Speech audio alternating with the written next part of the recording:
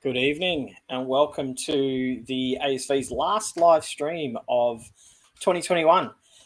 So long, farewell, Aufwiedersehn, goodbye, 2021. It's been quite a year yet again, but here we are rounding out 2021 with one last live stream. And tonight we're going to bring you all of our favourite objects from the deep sky, the ones that we can see and the ones that we can't see. We will try and show you previous live stacked images. But before we begin, I'd like to say that in the spirit of reconciliation, the Astronomical Society of Victoria acknowledges the traditional custodians of country throughout Australia and their connections to the land, sea and community. We pay our respects to the elders past and present and extend that respect to all Aboriginal and Torres Strait Islander people today. Tonight's stream is proudly sponsored by our current raffle sponsors, Optic Central. So remember, if you're enjoying tonight's stream as well, on Facebook, you can donate stars. On YouTube, you can donate stickers, and we appreciate all forms of donation, no matter how large or small they are. And if you're watching us for the first time, don't forget to subscribe and follow our Facebook pages and YouTube pages. I would also like to remind you that our raffle tickets for the ASV 100-year centenary are currently up for sale. Links are on our website and Facebook pages. It's quite the prize. It comes with the Saxon 200 DS Astrophotography Newtonian on a Saxon HEQ5 Pro Go-To mount with a steel tripod, and three eyepieces with a Saxon Cello HD 12mm eyepiece, an ED 21mm eyepiece, and a Cello HD 25mm eyepiece. It's valued at about $3,600, and all the funds raised will go towards our new initiative now that the All Abilities Astronomy Project is nearing completion, and our new initiative is a remote observatory STEM project. It's open to Australian residents only and will be drawn at our Messier Star Party on the 26th of March next year at 7 p.m. And also next year we have our first anniversary event for 2022, being the 100-year anniversary of the Astronomical Society of Victoria, being held at Deeds Brewery. It's a lantern slideshow, magical mystique of the Milky Way, tour of the night sky using our original lantern slide projector with 90-year-old glass plate slides showing objects of the cosmos taken from 90 years to some of them would be close to 120 years old. It's a three-course dinner at Deeds Brewery in Glen Iris, $120 a person. Tickets by booking. The links are on our website and Facebook event page as well. So now I'd like to bring the team in so we can start sharing the night sky with you. We have Red 2. Red 2 is standing by. Red 3. He's on mute. He's Red 3 ruined standing by. Red 4. Red 4 standing by. Red 5. I don't expect you to say it, Anne-Marie. It's okay. And Jen, because we haven't had a chance to change her name yet, but we'll do that now. And she's Red 6 standing by.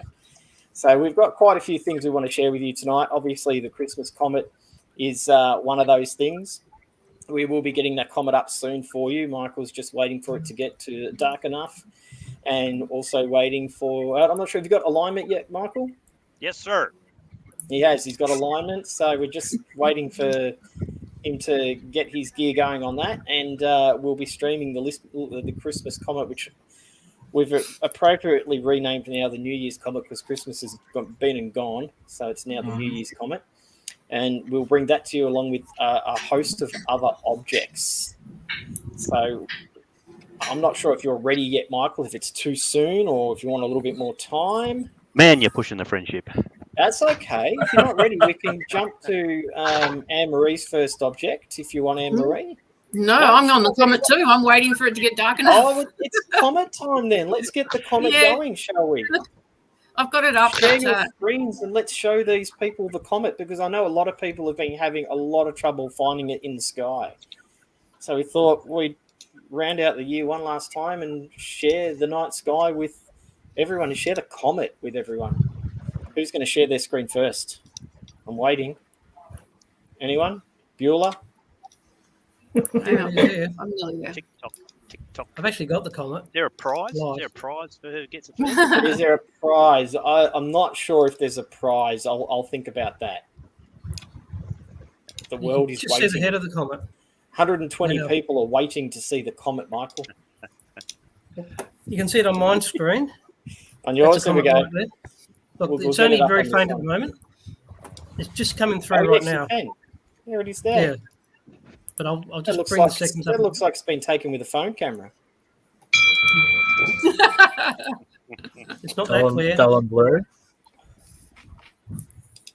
I'm just. I promise you, everyone, we'll have a much better image. No yeah. harm meant, Andy, but we'll have a No, much. of course not. We'll have It's a much still better daytime. image soon. Michael, pressure's on even more. We now have 136 people watching and waiting for the comment. Lordy, lordy. So, Drew, hello to Drew. Oh, Denise, hello. Welcome to the stream again. And Charles, yes, the Christmas hair. It's going to have to change again soon. It's not Christmas anymore. I'll have to do something different with it. Maybe go back to a unicorn.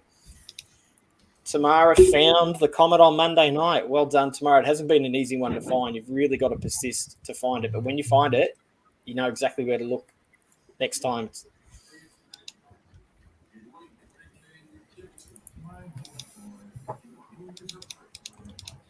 And g'day, Charles, as well. So while we're waiting for Michael to do what he's doing, let us know where you're watching us from. Oh, here's one you prepared earlier, Andy. yeah. That's Andy's That's what I did. mosaic of the comet. This is from last night? Yeah, from last night. Okay. It's So this is not a live image. This is from no, of last course night. not. No, it's just a bit of a mosaic. But you can see the join. This is roughly, it's a square there, and that is small.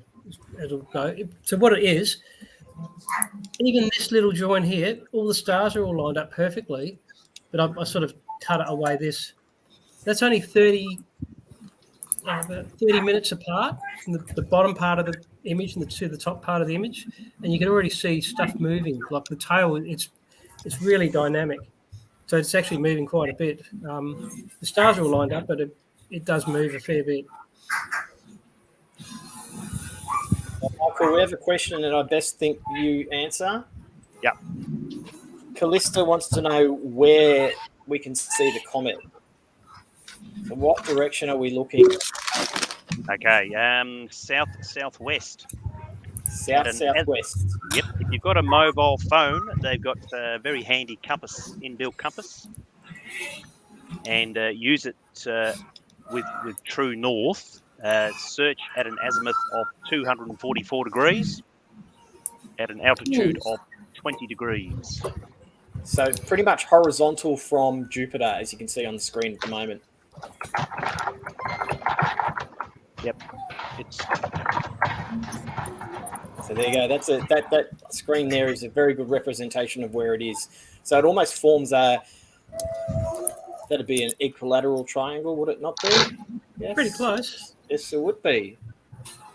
Maths don't fail me now. So that's sort of how I've been finding it as well. Sort of finding Saturn just before it's finding Jupiter, and then sort of getting that triangular shape going to sort of roughly find where it might well be. Oh, Red 4's ready. Here we go. Red 4. This Red is 4, live. All right, Live. live. Tell us what we're looking at, Michael. There's not a lot in bright twilight, I can tell you. It's going to improve a heck of a lot more than that. It will. Anne-Marie, I think, has got one. Let's jump across quickly to Anne-Marie's. That's a 60-second exposure, so I've just changed it down to a 30-second exposure because it's Okay, so obviously... that's 1 60-second exposure of the comet live.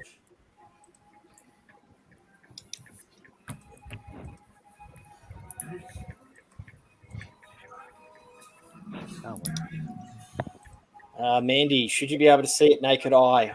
If you're in a dark sky area, Michael, you'd be able to see it naked eye still, or is it getting too dull Yeah, now? I saw it last night at with the naked eye in a very dark sky. 4.7, I got it. So it's fading slowly, unless it does another explosion. It's had two fantastic outbursts, or three in fact, over the past since the 14th of December. So anything's possible. You just need to get out and have a look. There you go. Probably you need binoculars. Well, definitely would need binoculars now if you're not in a dark sky area. So we've got people watching from Caulfield North, Mount Eliza. Who we got? Shepparton. Kyla, you know, we have a new section that's just opened up in Shepparton. There's a couple of people who are setting up a section of the ASV in Shepparton. We've got a Facebook post about it. If you become a member, you'll have a local club to go to or a local section to go to learn about astronomy. That goes to anybody who's living in that sort of Shepparton surrounding areas. We have a couple of members who are setting that up at the moment. Will be active very, very shortly. Oh, Michael, I'm coming back across to yours. It's getting there slowly. another 30 minutes, and we should start seeing some nice detail. Some serious detail. I'll give you an example of what we're going to see. What was visible last night? Yeah. It was very good last night. It looked really nice. So this fella here, that's what we're going to get. So that's last night. This was taken last night. Some of you may have seen this. Yeah. Some of you may have seen this on the Facebook's ASV Facebook page. This was Michael's image from last night. He allowed me to use this to promote tonight's stream. And that's hopefully what we're going to get tonight as Michael live stacks the Comet again. And as Anne-Marie live stacks it as well, and as Lee live stacks it as well.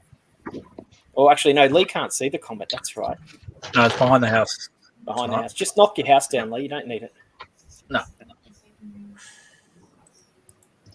Can you see it without advice? Jesse, yes, you can. Oh, no, binoculars you will need as a simple device. Otherwise, a really, really dark sky. So right away from the city at the moment. I think it's about mag 5.5. Oh, that's Michael re-entering Earth's atmosphere. That's right. So that's Michael's selfie with the Comet there in the middle, so and Jupiter on the right-hand side of the image. If you can see my my mouse, that's Jupiter on the far right. Up the top here is Fomalhaut, and we have Alpha and Beta Grus. These two bright fellas here. So the tail actually on the photograph is about 20 degrees long there. The first 5 degrees of tail is quite bright in the binoculars, but then it starts fading out. So question for you. At that length, how long is that in distance, not degrees? Oh, man, do you know roughly? Huge. Millions and millions and millions of kilometres. There we go. Millions of kilometres long. The longest tail ever recorded on a comet was Hyakutake in 1996, which was detected by the Galileo spacecraft at Jupiter. So we're talking hundreds of millions of kilometres for a bright. So this one's not long compared to that one. No. No. It just looks very long for us. So we've got someone watching from Sydney. Good evening, Beck. Graham's up in Rushworth. With Michelle from Swan Hill. Michelle, we got two people representing from Swan Hill tonight. We have Jen and Michael, both from Swan Hill. Alicia wants to know how fast it's travelling. Do we know that, Michael? A damn good question. Stellarium told me earlier today, but I didn't pay attention. Yep, it's moving extremely quickly, actually, faster than any other solar system body, because it's basically at its perihelion point, which is where it tops its speed. So I'll have to get back to you on that one. All right. We'll come back to you with that one, Rachel. Michael just needs to Google 254,000. Just need to Google it. Hashtag Google. Oh, everyone from Swan Hill's here tonight. Rex is here as well. Hi, Rex. That's almost all of Swan Hill, isn't it? Two watching, two streaming. All right, Michael, all the questions are coming in, and F for you, man. What is the approximate mass of the comet? Do we know that? Well, you're probably looking at something that's only a couple of kilometres across. Yep. And comets are typically a lot less denser than asteroids. They have a density of about 0.6 grams per cubic centimetre on average, which would mean it would float on water if you were able to drop it on the ocean. But it's going to be fizzling. It's going to be fizzling like a Dry ice. So like a dry Drew's ice saying party. 53 kilometres a second, but we've had some confirmation secretly in the back room that says it's actually 70 kilometres per second, or 254,400 kilometres an hour that it's moving at. Crikey. Ding. Ding. Someone's dinging lots. So you can see this image is slowly starting to improve already, Michael. Yeah, very slowly, still taking a bit All right, of so time. Casper's asked, how high in the sky is it now? I can see Jupiter, no Venus. So sort of go straight across almost from Jupiter. Yep. How far, though? That's the thing. Probably 20 degrees, perhaps. 20 degrees. Let's have a look. It doesn't help me. I don't know my It's up. degrees. It's 244 azimuth, so Jupiter is at 270. So about 25 degrees to the left. Hopefully that helps, South. Casper. Ivan's daughter is wondering how many days it will be visible in binoculars. It's binoculars. It depends on the size of the binoculars, and also depends on where you are as well. If you're in a dark sky site, the other issue is that the moonlight will start to interfere from the 6th of January, but that's not a big deal because it's probably faded then. So we're actually got this fantastic 2-week window where we've got nice dark skies to see this comet. By the time the moon comes out, it's going to start to play up with it. So virtually, I would say January 6th would be the last time you'd see it in binoculars. And it will actually disappear probably by the 21st, 22nd. It will get too low on the horizon and just become more of a telescopic object. There we go. Oh, fine, Roberto. We will say hello to the people in Rye. Hello to everybody in Rye. So we have someone watching us from Broken Hill. Tried 3 nights to see the comet with no luck, apart from 80 or more Mozzie bites. That's a lot of Mozzie bites. Oh, well, there you go, Michelle. Now you can see the comet. It's there for you. This is being live stacked right now. Anne-Marie, how's yours? We'll jump across to yours. How's yours going? I've got 3 stack. I've got more, but it's taking forever. I keep dropping out, so it's not loading up onto the stacking. So that's just 3 exposures at the moment, but I've got more coming. That's how long you're 30 seconds, weren't they? 30 seconds, yes. That's 1.5 minutes. All right, so Lynette, over Melbourne at the moment, you definitely need to have a clear view to the southwest or west-southwest, almost horizontal with Jupiter. I think we said about 20 degrees across.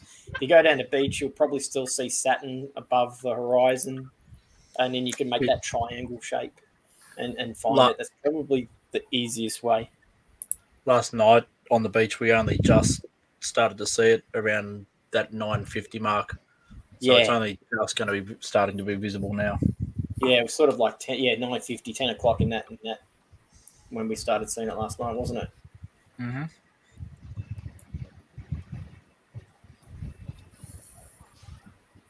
Right, so I had another question here and I missed it. Where did it go? Oh, I missed it. It was a good one too. Here we go. A couple of questions for Michael and for Anne-Marie, for Red 4 and Red 5. What size telescopes are you guys using to be able to image this like it is? I've imaged it on 3 different things. This one that you've got on the screen now is a 1200 millimeter reflector. I've also done it on my ED80, which is a 510 millimeter refractor. And then last night I actually did it with a Canon camera with a 135 mil lens. So I've done it 3 different ways. Michael, what are you using? I've got a big arsenal, a C11. So it's a Celestron 11-inch RASA, Roackerman Schmidt astrograph, and attached to that a Canon 6D camera. I also use like a 200mm zoom lens. So yeah, that I use with a 60D, and also even a 24mm. So just use whatever you can.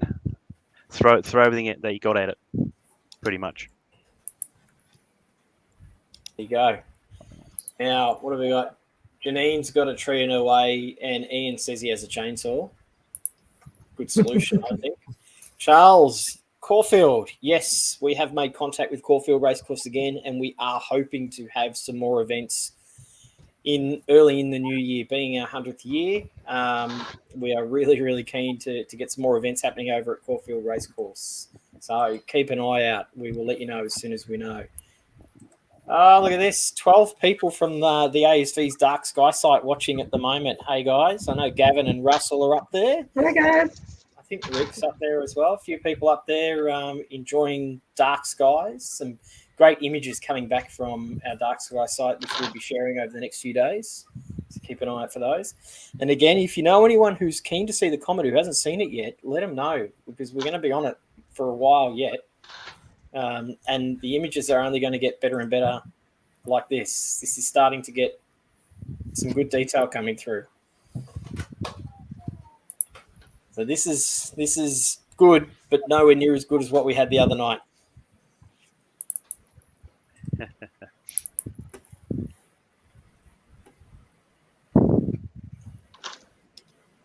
So, Andy, is yours live?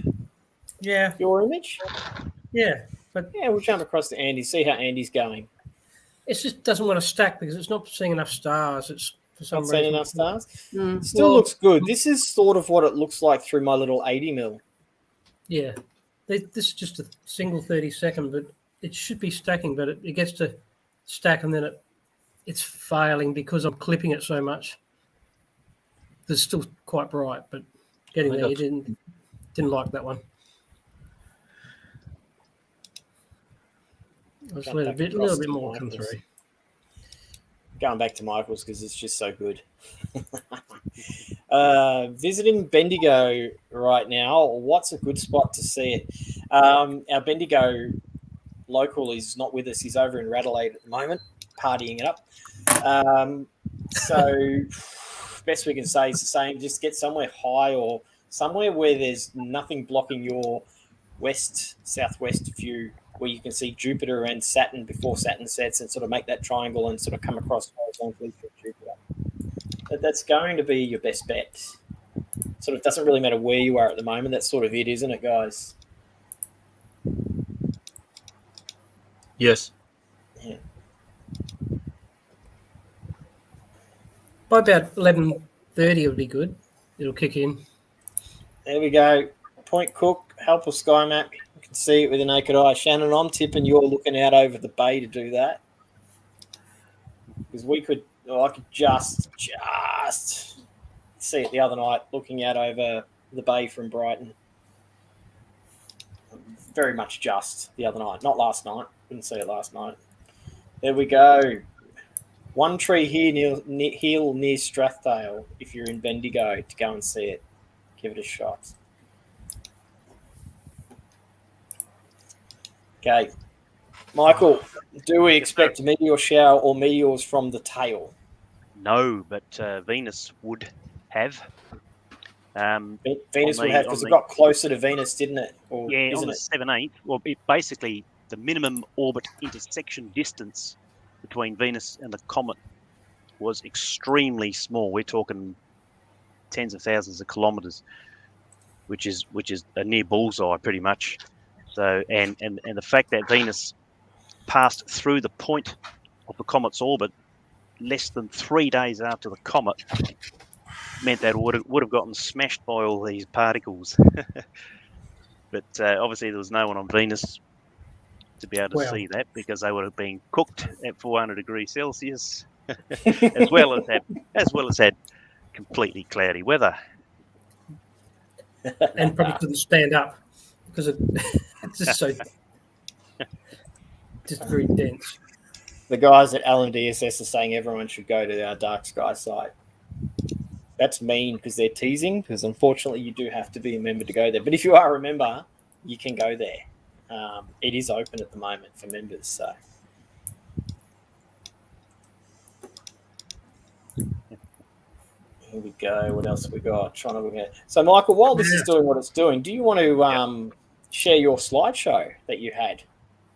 Certainly, yeah. Okay, let's get that one. Let's do that. Let's have a little bit of a slideshow while this improves. And I know Anne-Marie's working on what was it? We've got M30 Messier 33, which we'll go to very soon as well.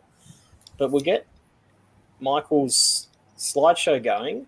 Have a look at that. Then we might jump across to Anne-Marie's image that she's working on of Messier 33 and let Michael keep stacking. So don't go away at all, because the longer the night goes on, the better Michael's image is going to get. That's for sure. It's just going to keep getting better and better. So we'll just wait for Michael.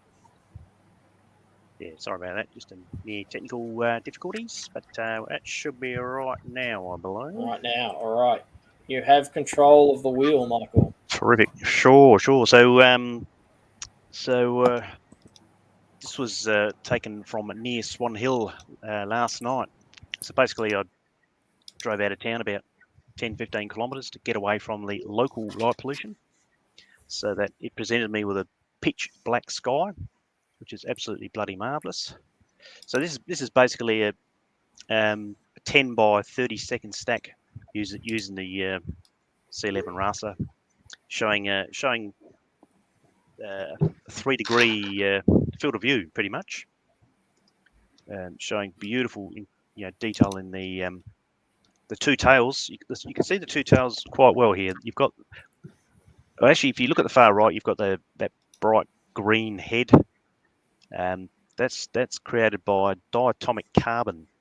So it's basically the carbon molecules are all getting smashed and vaporized, but they produce the carbon molecules stick together to form a C2, and it's very bright in the green light.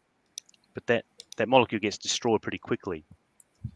Now that parabolic head that you see there is made from the bright dust material that's being ejected off the comet. And then you have these streamers of material, these delicate little fine streamers. These are made of ionized particles, mostly carbon monoxide, but there's potentially other things like water, hydroxyl, ionized hydroxyl molecules, etc. So that's one picture, but that's only part of the tail, pretty much. And it's a beautiful, weavy, wonderful tail. They are difficult to see visually.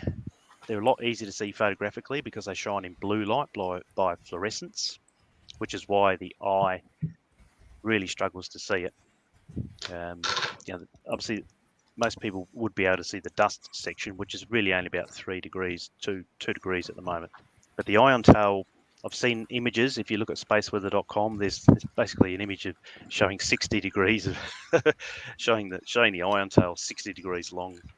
This photo really only shows 20 degrees tops, showing the Fomalhaut. This is a bright star at the top. To the naked eye, it's very difficult to see the tail, but through binoculars, it was at 5 degrees was very easy, and then the other further 5 degrees was a little bit harder to see. So I was able to trace about 10 degrees through 10 by 70 binoculars. So this is the second component of the tail. So I haven't quite learnt the technique of mosaic paneling, so need a bit of training on that. I've never done it before. I wouldn't mind if anybody's got some tips. But that's tail part component 2. That's the section 3. and section 4. So you can see it fading as we go. Oh, whoops. Well, you know, it's not the only comet in the sky. There are other ones. So I'll just quickly round you up on those ones. This is 6P DRS. I got that at magnitude 11.0 last night. 19P Borelli, that's 9th magnitude, and that's brightening up in January to about 8th mag.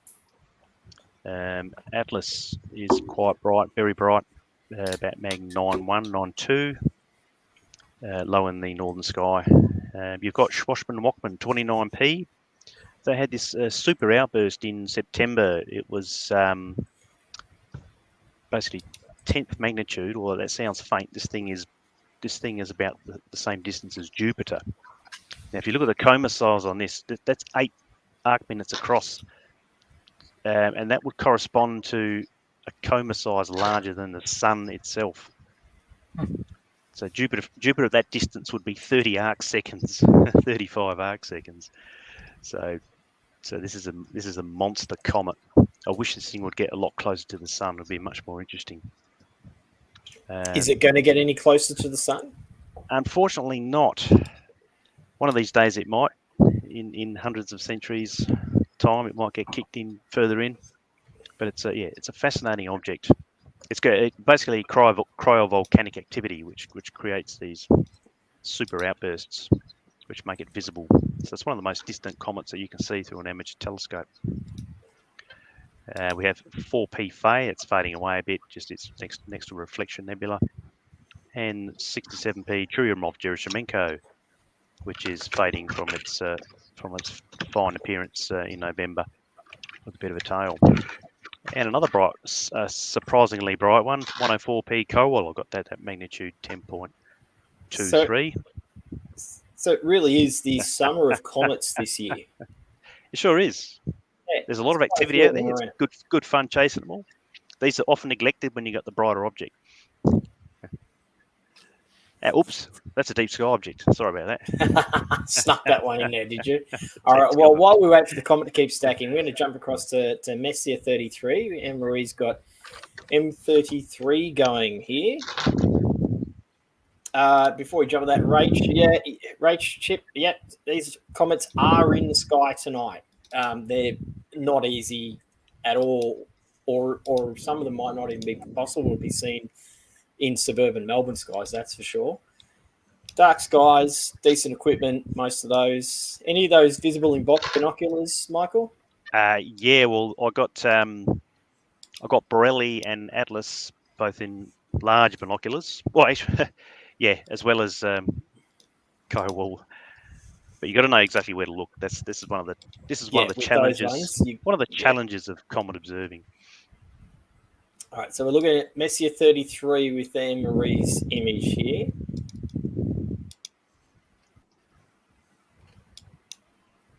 And Messier 33, that is the Triangulum Galaxy. It's only, what are we, 2.7 million light years from Earth, Anne-Marie, this one. It's a baby. I mean, it's close. It's close. It's not the closest, but it's close. So what have we got? How many images? We've got 6. How long are the exposures on this one? 60 seconds. So this is 6 minutes. 60 seconds. I've got a few others, but it's rejecting a few. It keeps dropping out on me, so it's not picking them up. So that's as good as I'm going to get. That's all right. So we can see the spiral arms there on that as well, which is really cool. It's got nice shape. And why is this one of your favourites? Because we're doing favourites tonight. Because it's pretty. It's pretty because it's pretty. I like that. I'll accept that. It's pretty. It's part of our local group. It gets good colour in it. It does get good colour in it when you do the colour of it. I mean, we can't get colour in tonight. Do you have a colour version that you could share, Anne-Marie? Or I've got a couple, actually. Okay, let's have a look at a couple of colour versions while it continues to stack it. Oh, this is the best it's going to get, you said, didn't you? Yeah, it is. Yep. So this is how many exposures did you do to produce this one? I don't remember. You don't remember? Well, you can absolutely see the color, and you can see I the would have spiral to look. arms. That's the H alpha, because this is an RGB and H alpha, and all these red bits are the H alpha. So it's a bit like our galaxy, and these little red bits are like our tarantula, Nebula. the rosette, and all of those sort of ones. So. Imagine when we get equipment good enough to look inside those galaxies and see those nebula. That'd be amazing. Yeah, I think I've got another one here. This one's a bit different. It's a little less colourful. Looks like the same one. I've got the wrong one. Hang on. So this one's one of those ones that can be seen through. Oh yeah, this is a good one. Yeah, just different processing. Different processing, but it really shows up the dust, doesn't it? Yeah, but see, it's pretty. It's very pretty. Look, even your current live stack is to be able to see that live. That's kind of, I reckon that's almost what it would look like through the 40-inch up at the dark sky side. Yeah. Maybe a little bit more detail in it than that, but yeah, they're pretty close to that. I'm just having a bit of trouble with it dropping out. So. That's okay. We'll forgive you. Lee looks like he's got something on the screen here as well. We'll jump across to Lee. That's your triangle one, is it? Yeah. I've only ever had one go at it, which was a few weeks ago, a couple of months ago now, where I got an Andromeda at the same time.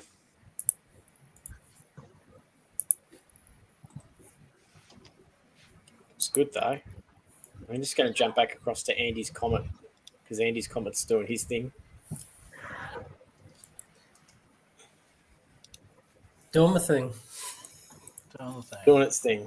Whoops, I'm sitting here just playing with stuff. Sorry there, guys. That was probably me doing that. It a bit.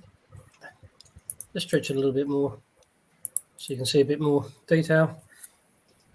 All right, so Drew's saying with the Comet, if you download Stellarium, yes, true. If you download Stellarium, you do have to add the Comets in. But Stellarium is a great program to use. That's one of the ones I've been using to produce those lovely little slides with the Comet in it that you've seen on the Facebook page. We've been putting those up and using Stellarium to do that. I'll put the Comet add in, and it helps to find where it is. That's for sure. It's a bit tricky to add in though. You've got to go into isn't it? settings, configurations. There's help on the net how to do it. Because I couldn't find it. I couldn't work it out at first. Took me a while to work it out, but I did work it out in the end. Yep. Now we will come back to Michael's Comet image as it adds more and more images to it and gets better and better.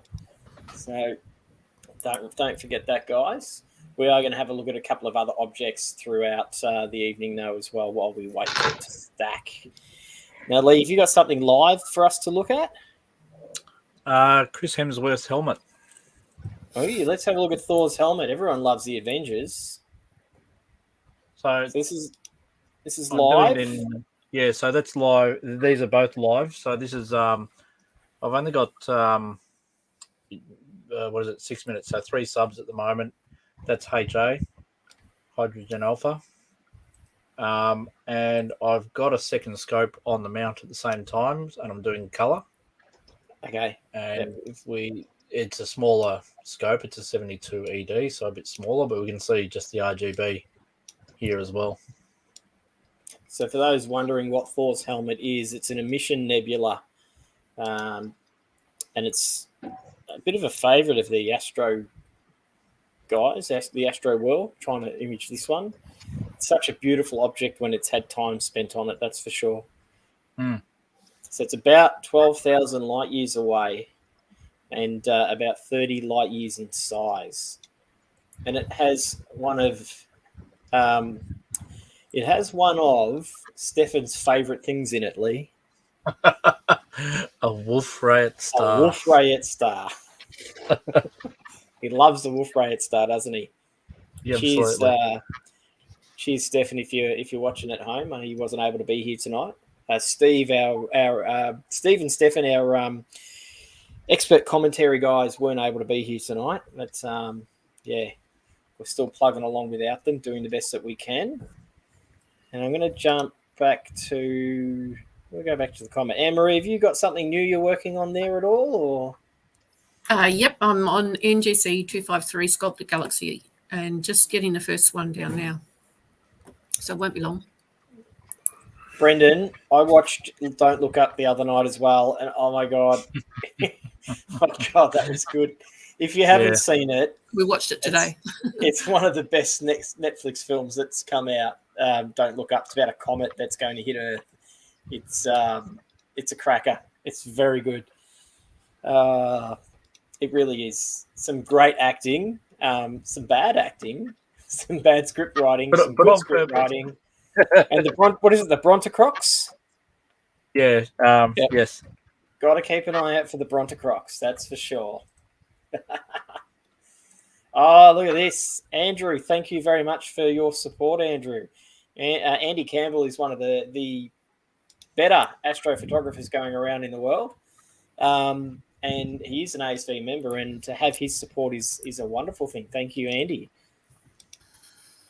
And even Jesse saying thank you for sharing. We're glad to share it with you, Jesse. This is what we enjoy doing. We really do. We love sharing the night sky with you. Michael's Comet's coming along well, so I'm going to say to you guys again, if you know anybody who wants to see the Comet and see it in some serious detail live, share the crap out of this stream, because we will go back to it, and if they miss out on it, that's it. But while we're waiting, we'll jump across to Anne-Marie, who's got some stacks coming along. And what'd you say this one was, Anne-Marie? This is the NGC 253 Sculpted Galaxy. Yep. Sculptor Galaxy. Yep. Another of my favourites. I love galaxies. Why is it one of your favourites? It's pretty. You can't have the same answer every single time. I told you. That's why I choose them. They're pretty. No, it's actually it's the first galaxy that I've actually got really nice detail out of in a photo. So I don't know. It's just that's only 2 shots there now. So it's 2 minutes, and so that's 2 minutes with your equipment. Yeah. Holy cow! Wow, that is absolutely insane to be able to get that detail in 2 minutes live on the internet. I mean, that's pretty good. Pretty good. So Sculptor Galaxy, for those playing along at home, otherwise known as the Silver Coin or Silver Dollar Galaxy, it's an intermediate spiral galaxy in a constellation of Sculptor, and it is a starburst galaxy, which means it's constantly undergoing a period of intense star formation.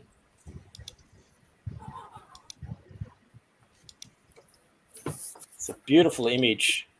Lee, I saw you shared one just before. Just for those watching, I can see what's going on in the background. You guys can see Anne-Marie's screen, and I can see everyone else's, so I know what they're sharing. Jen, I'm still waiting for you to share your screen. We're waiting. Find an object, stack an object, and we will share it. Also, if anyone's got an object that they actually want to see that might be in the sky tonight, let us know, and we'll put the Astro guys on the spot. And we'll see if they can live stack it for you. No pressure, guys.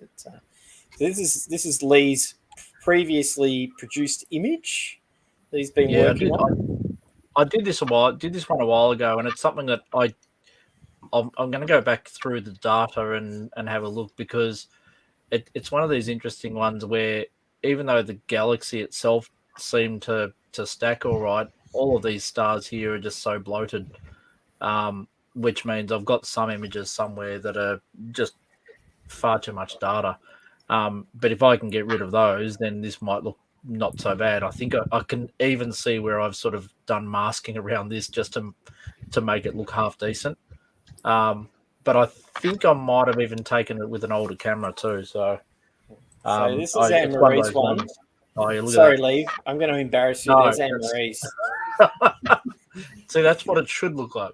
That's what it should look like. Yes, absolutely. That's what it should look like. So Anne-Marie doesn't like to admit it or accept it, but she's probably, as far as I'm concerned, she's one of the best astrophotographers I've come across, and I'm actually quite honoured to be able to have her on the live stream and just produce that work in a few minutes to see, for you guys to actually see. Guys, we have some requests. Tarantula Nebula, seconded by Lauren. Yep. Tarantula Right now? Nebula has been requested, and Janine says, "Get on it." Hi, Janine. Go there now. Go there now. Go to Tarantula Yeah, now. then- Why not? We can do that, can't we? I can't go there because it's the wrong way from my dome. I'm open the other that's side. right. We'll have to do without Anne-Marie's amazing images. Charles wants to know if any of us We'll could settle get for mediocre. Neptune and Uranus, and I really still want to say Uranus, and I will until the day I die. Are we able to get either of those? I'm not sure if the guys are set up for those. Different cameras. Different cameras, different telescopes as well, probably. Look, there you go. Third for Tarantula Nebula. Everybody wants to see Tarantula. While we're waiting for that, let's go and have a look at the Comet as it gets. Oh, look at that. Well, don't get too excited. That's only a 30-second shot. Yeah, but I can see the bits inside the tail. Yes, actually, yeah, you can see a tiny little little breakaway from the tail. Yeah, I'm currently doing a 5 minutes stack using Deep Sky Stacker. Yep. So if you notice here, if you can see, I'm zooming out. You can see quite significant vignetting. So quite very dark outer edges. So one of the key things to getting a decent photo is flat fielding. So I've captured flats earlier in the day in bright twilight, and so we're subtracting that in the Deep Sky Stacker process. So that is finally finished, and if you want to see, you want to just hang on for 5 seconds, I will save that. We will hang. We will hang. Everybody. Deep Sky Stacker has finally stacked, so we're going to open her up. So, and Charles, it's not Uranus, it's your anus. I am 6 years old. Sorry, I'm the 5-year-old astronomer, I've been told. So. Yeah. So basically, and also don't forget that the RASA is a mirror. Beast. So we need to flip. While you do that, Jen, there's a message for you from Janine. She said she was going to call you tonight, but then she got to see your lovely face, and she gets to see everyone else and some awesome stars and objects, and she loves the live streams. Sorry, Thank you, Janine, I just Janine. embarrassed you on live stream. On a live stream, my apologies. She'll probably smack me over the back of the head next time she sees me. You won't ask me advice anymore. I've got focusing issues at the moment. I won't focus. Oh, see, hey, it's all right. We got time. Oh, look at that. So this is tonight's Comet. That's it. Just got to get the color balance right.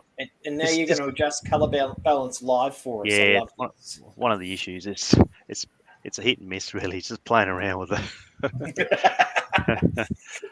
Or we can do we can do a split, and then we can figure out. I'm getting attacked by mozzies, by the way. So Sounded like you nearly ate that one. The things red leader's struggling here. Michael, one of our viewers got bitten by 80 mozzies last night, so you got nothing to complain about, all right?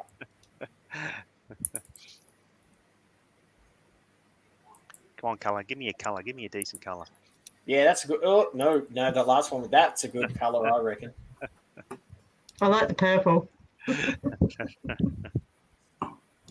I'm not careful, he'll punch me as well. You won't get me a beer anymore.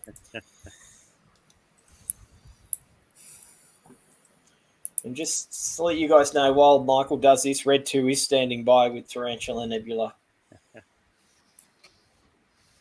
God, that was good to say. That was.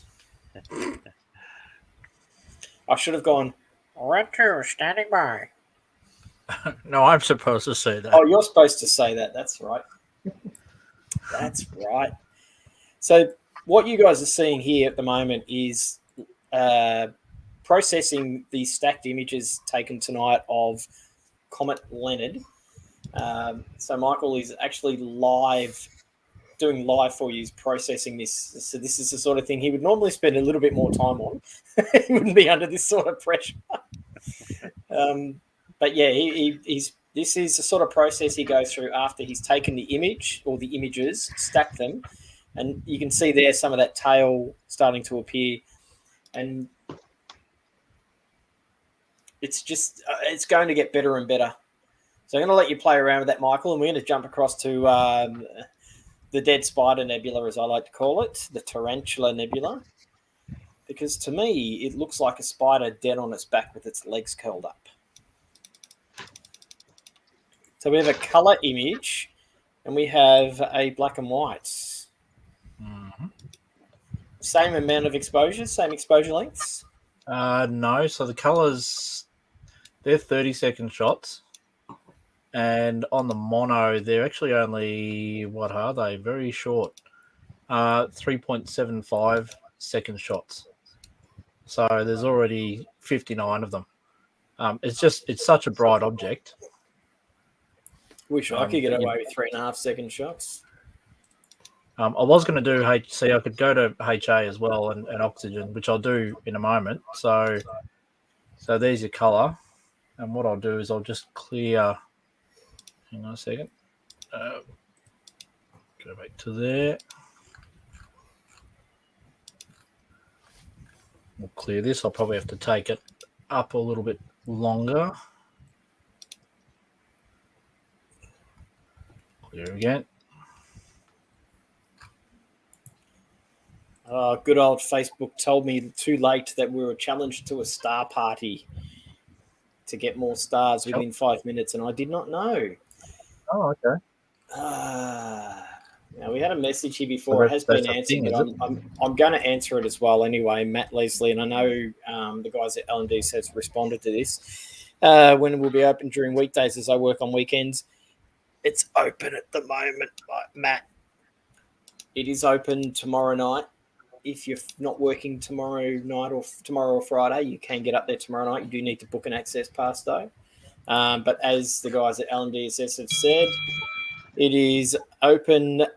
When it opens depends on the availability of COVID marshals, because we have to have COVID marshals on site to make sure everybody's checking in. Hopefully that goes away soon, and you just have to book an access pass and turn up, and that'd be good. But at the moment, it is access pass booked when it's open, generally weekends, sometimes during the week, and go out there, check in, and then off you go. So it's a bit of a pain in the backside at the moment to do that, but it's what we have to do to make sure we comply. As a not-for-profit, we can't afford to be getting fined by the government. Now, this is Andy's Tarantula Nebula. Yeah, this one's Red 3. Red 3 was standing by as well. Yep, Red 3, Red 2 on your left. Here, guarding you. Porkins. Red 2 is on the left. Watch for fighters coming in from behind, guys. Oh, we've missed that other one we mentioned. Oh, hang on, no, it's probably still around. Yeah, this is how many stacks is this? This is 8 30 seconds, so just stretch it a little bit more. This is just my DSLR. It's a 13-year-old Canon. So that's about as good as my phone then. Yep. Blurry. Yep. Dull and blurry. Dull and blurry. That's a colour image, and there's some nice colours there. It's a hard one to get colour right. Andy, stay on target. Stay on target. It's New Year's. It's our New Year's Eve live stream. A few days before New Year's Eve. Forgive us if we're being a little bit festive. It's December. I turned my targeting computer off months ago. I'm red leader. I've got to turn the targeting computer off. I don't have one, actually. I reckon I'm too low. I'm going to bring it up. Bring it up. That's better. There we go. Poor old Anne-Marie and Jen are sitting here going, what the hell are these guys going on about? So there we go. Tarantula Nebula. Dorado 30. from memory. I think I'm right in that. Pretty sure someone will tell me if I'm not. It is. NGC 2070. Or Yeah, 30 2070. Dorado. Yeah. But isn't NGC 2070 the cluster within it? No, Dorado is the cluster. Yeah, 30 Doradus is the nebula, and the cluster I'm pretty sure was the NGC. Now, what's this cluster here? I've forgotten it. Any of our experts? There you go. I knew I was right. I like it when I'm right because it's not often. It's all the time. At the center, it has a star cluster, which is NGC 2070. If you have a look at Stellarium, though, 30 DOR cluster or 30 Dor Nebula is the same as NGC 2070. Yeah. One and the I'm same. not fussed about that, Luke. I'm red leader today. Taking over control. Oh, that means Anne-Marie. So what are you saying, Anne-Marie? Anne-Marie's Anne-Marie. The 30 Dorado cluster is the same as NGC 2070. Yeah. Oh. It's also called the Great Loop Nebula and the True Lover's Knot. True Lover's Knot. Well, I've been told that at the center of 30 Doradus is NGC 2070. So there's so much different there. Who knows what to believe It's also anymore. C103. Yeah, it has a lot of. Anyone seen the Book of Boba Fett yet? Brilliant stuff. Andy, I'm hoping to watch it tonight after the live stream. That's either that or I'll end up in the backyard imaging. So I'm going to jump back to the comet. Here we go. Michael, back to you. Oh, look at that. Well, I haven't done much. Well, you say you haven't done much, but you can see so much more. Yeah. No, he's saying the comet's done all the work. Yeah, exactly. Precisely. Now I've just stacked a 20, a set of 20, 30 seconds. So I'll just I'll save that and let's see what that fellow looks like. Are you at home, Michael, or are you down the road? No, unfortunately, I wish I'd been down the road, but I'm in the backyard. But it's relatively dark here. It's not too bad. Deb Marie scrolled by. What's happening? Hopefully the comet isn't on its way here. Just watch Don't Look Up. How that we just said earlier, that was such a good movie. Deb, the comet is not on its way here, but what you are looking at is a current live stacked image of the comet that Michael Mattiazzo is working on. We refer to him as the Comet Man. Produces some of the best comet images that I've seen. Well, anybody can. Anybody can. I know anybody can, but they just need the right tools. Yes. And they also need the knowledge of the comets and when the comets are coming and all that sort of stuff. I like the way you're doing the screen stretch there, Michael. Yes, that's I was doing the same thing, and I need to thank Andy for that because that's a tip that I wasn't using prior to that. Yeah, you can see different. Stretching the histogram. Yeah. Jason, where is this? This is from Swan Hill. So Michael's sitting in his backyard in Swan Hill. Hopefully you've got a beverage with you, Michael. No, I'm dry, man. Very partial. It's New Year's Eve live stream. How can you be dry? We're meant to be saying so long, farewell, Wiedersehen, goodbye to 2021 tonight. Here she is, mate. 10 there minutes. You go. 10 minutes. Look at that. You can see so much activity in that tail now. Yep. Nice little bright knot there.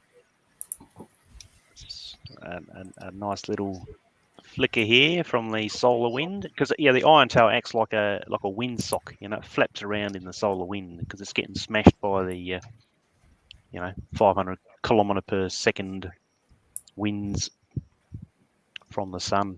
Especially when you get a CME, it also creates quite a lot of excitement on the nucleus. So we did answer this earlier, but Vanessa is asking how long the comet is, or I guess the tail of the comet. How long is the tail of the comet? In this picture, it's 3 degrees. Visually, in reality, as in kilometers. Yeah, well, degrees.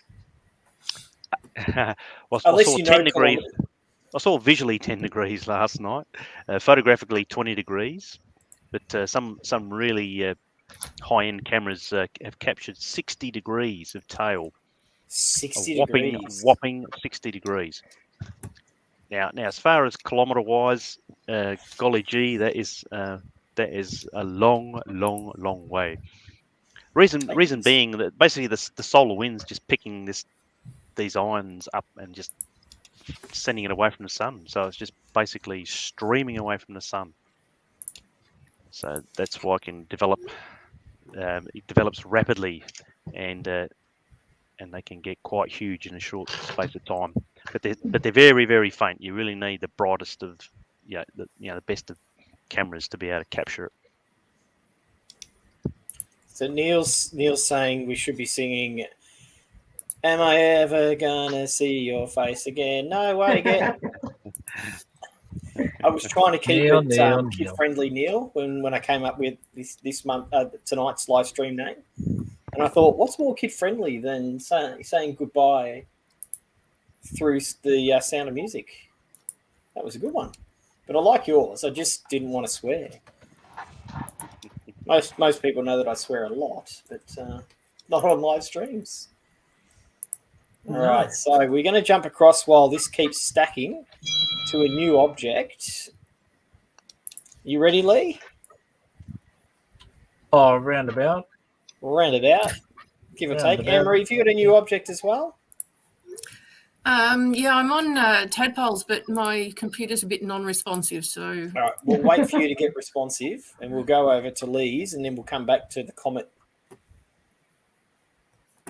Lee, that's a black screen. It's not an object. It's the black nebula. It's the black nebula. It's the ink nebula. The ink nebula. Why is this your favourite? Because I don't need a camera to take a photo of it. Yeah. Black hole. Anyway, that's so that's Orion in HA. Lee, can I just say that when you image Orion, it's not really astrophotography. Oh no, isn't it? Why not? No. I've been told that imaging Orion is not really astrophotography. So that's not the sky. Oh, okay. So it's just photography then. It's just photography of a very bright object in the night sky. No, Janine. Gotcha. Jen hasn't got anything yet because she's having focusing issues. She's got issues with her gear at the moment. I'm having focusing issues too. Anne-Marie's having focusing issues as well. Of course, I just can't focus. The very first, Andy just can't focus. It's the end of the year. Very first photo Lee's being photobombed by satellites. Which Andy was last night, I believe, during his stream. Yep. So this is the Orion Nebula. Yes.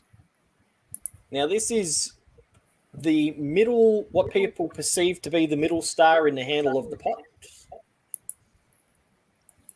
Oh, Neil, focusing issues, story of your life, story of my life too, mate. We know that. And this is, how long is this, how many stacks we got here? So the HA is hydrogen alpha is they're just 30 seconds, so 4 subs there. And the color is 7 subs, and that's also 30 seconds. So for those who have not seen or don't know what Orion Nebula is, it is probably one of the most photographed images of the night sky, other than, I guess, Milky Way images. It's one of the brighter images. It's very easy to see. You can see it in binoculars. Obviously, you can see it naked eye. You look outside and you see the belt of Orion, and then you see the 3 stars, which is the handle of the sword for those in the northern hemisphere, and the handle of the pot for us. It's a diffuse nebula in the Milky Way. It's fairly close as well. It's not far away. 1,304 light years. Probably about 1,400, give or take, light years away. It's the closest massive star formation region to Earth, and its mass is around about 2,000 times that of the Sun. It's a beautiful object to look at. a telescope. Yeah, absolutely. Neil, I'm not putting that up on the screen because that's a very bad dad joke. Jen's not here, but Rex, I'm going to tell her when she gets back that she always has trouble focusing. Yes, Con, we have noticed that. It's fainted tonight. What magnitude? Con's the section director of the Comet Meteor section of the Astronomical Society of Victoria. Con, if you could pop in chat what you reckon the magnitude of the comet is at the moment, that'd be great. We'd appreciate that. Drew says he always blows out the core of Orion. Lee, have you got any tips? Andy, you got any tips? Anne-Marie, have you got any tips for Drew as to how he can not blow out the core?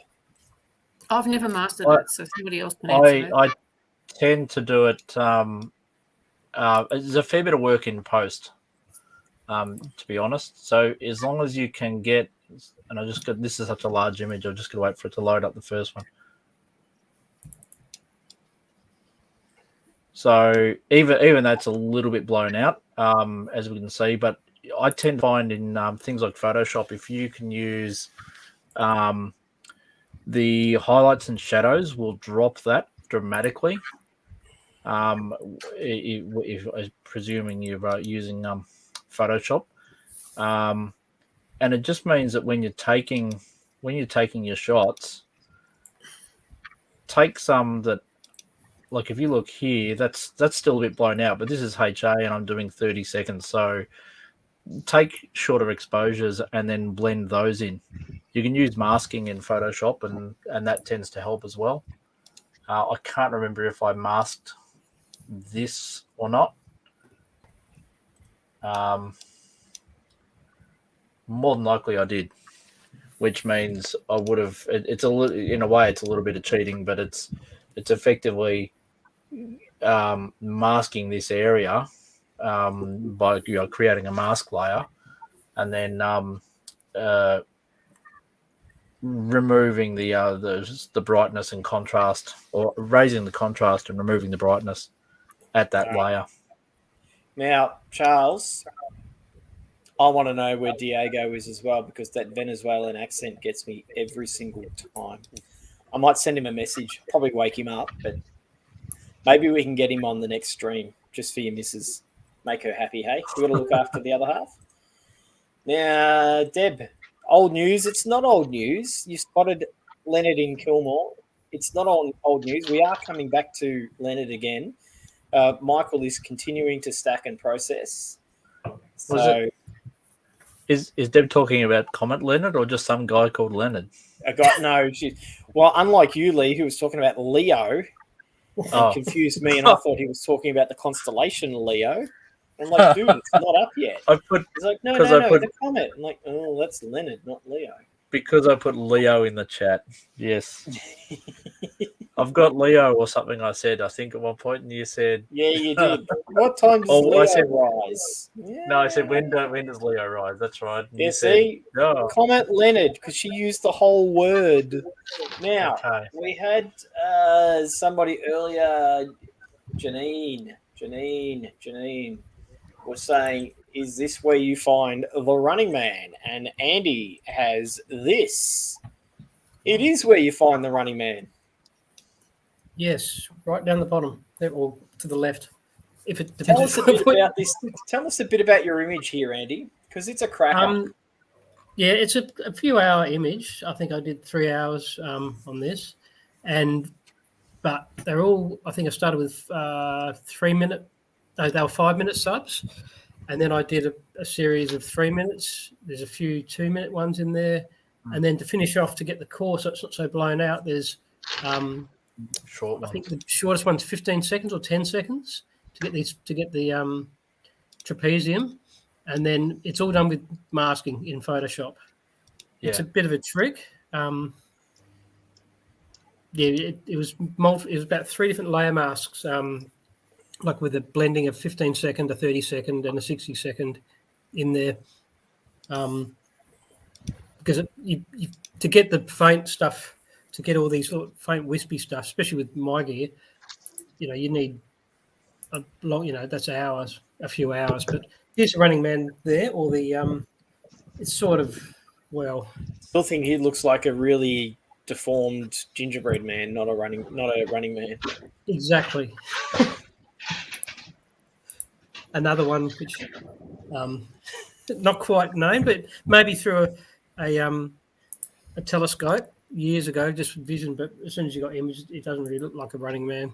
I suppose it could look like a stick figure Running Man, but maybe stick figure Running Man. I'm forever going to see it as the gingerbread man. Yeah. Okay, so Anne-Marie's got a rather curious object that I'm sure none of you will have seen. I won't say none. I shouldn't say none because there's a few Astro guys watching this. Not many of you will have seen or heard of. It is the Tadpole Nebula. Now, Anne-Marie, why is this one of your objects? One of my favourites. Yeah. Just everything in the northern skies want my favourite. And this one, I don't know, it's just really cute with the little tadpoles swimming in the middle of it. Kind of is, isn't it? Yeah. It's a narrowband one. Yeah, and it looks, I just like it. It's pretty. It is pretty. I can see the two little tadpoles there. And I can see why I'm saying they're two tadpoles. That's what I'm going with because we're a family-friendly channel. It's about 11,000 light years away, or 12,000 light years away. This one's up the other way. It is, isn't it? It's upside down. It's not a very good photo, but that's all right. How long is that? How many we got? What do we got? Oh, this is. Oh, sorry. Yeah. Sorry, I was pretending to know stuff while reading from Google.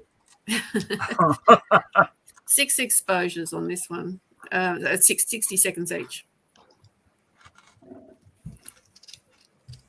So those are two. So it's 2 minutes. Oh, and so six minutes worth of exposures is what we're looking at live stacked right now.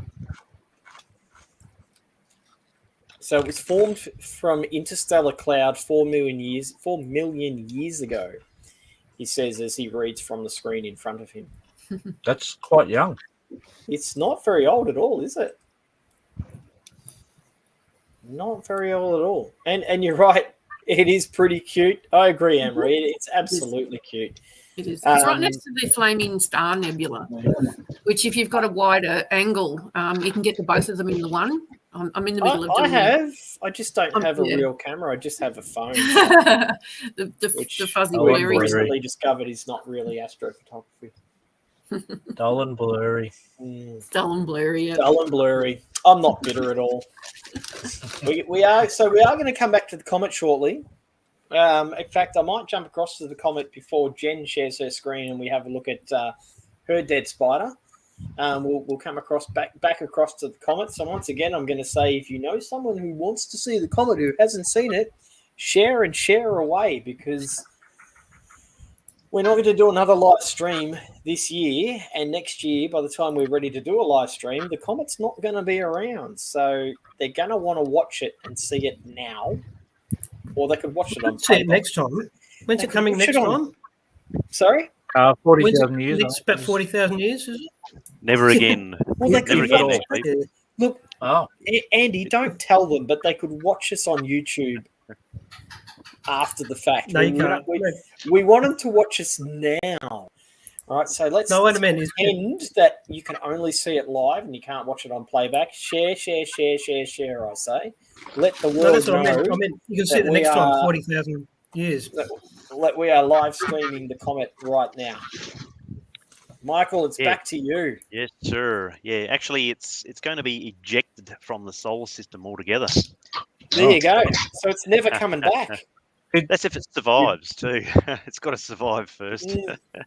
It's actually it's blown up a few times, so it's. I was going to say, I don't think it's going to survive a trip around the sun. To be honest. Are you saying Are you saying the IRU is ejecting it just like it did Pluto? Poor Pluto. No, it's generating enough energy from the planetary perturbations to enable to kick it out of the solar system altogether. She's gone, mate. Goodbye, farewell, amen. Goodbye, farewell. Farewell. Oh, sorry, I got it wrong. So long. No, goodbye, farewell, Aufwiedersehn, so long. I got it Yeah. right. No, it was I don't sing very well. I do apologise for that. oh boy, oh boy, oh boy. All right, So this Michael, is a Michael, 10-minute. Yeah, mate. We have a clarification. Why is the comet fading when its closest approach isn't until the 3rd of Jan? Very good. Its closest Very approach good to Earth has question. been and gone, hasn't it? That's right. It's receding from the Earth. Yep. So, it's receding from the Earth as much as it is approaching the Sun, basically. So technically, it should actually hold its brightness.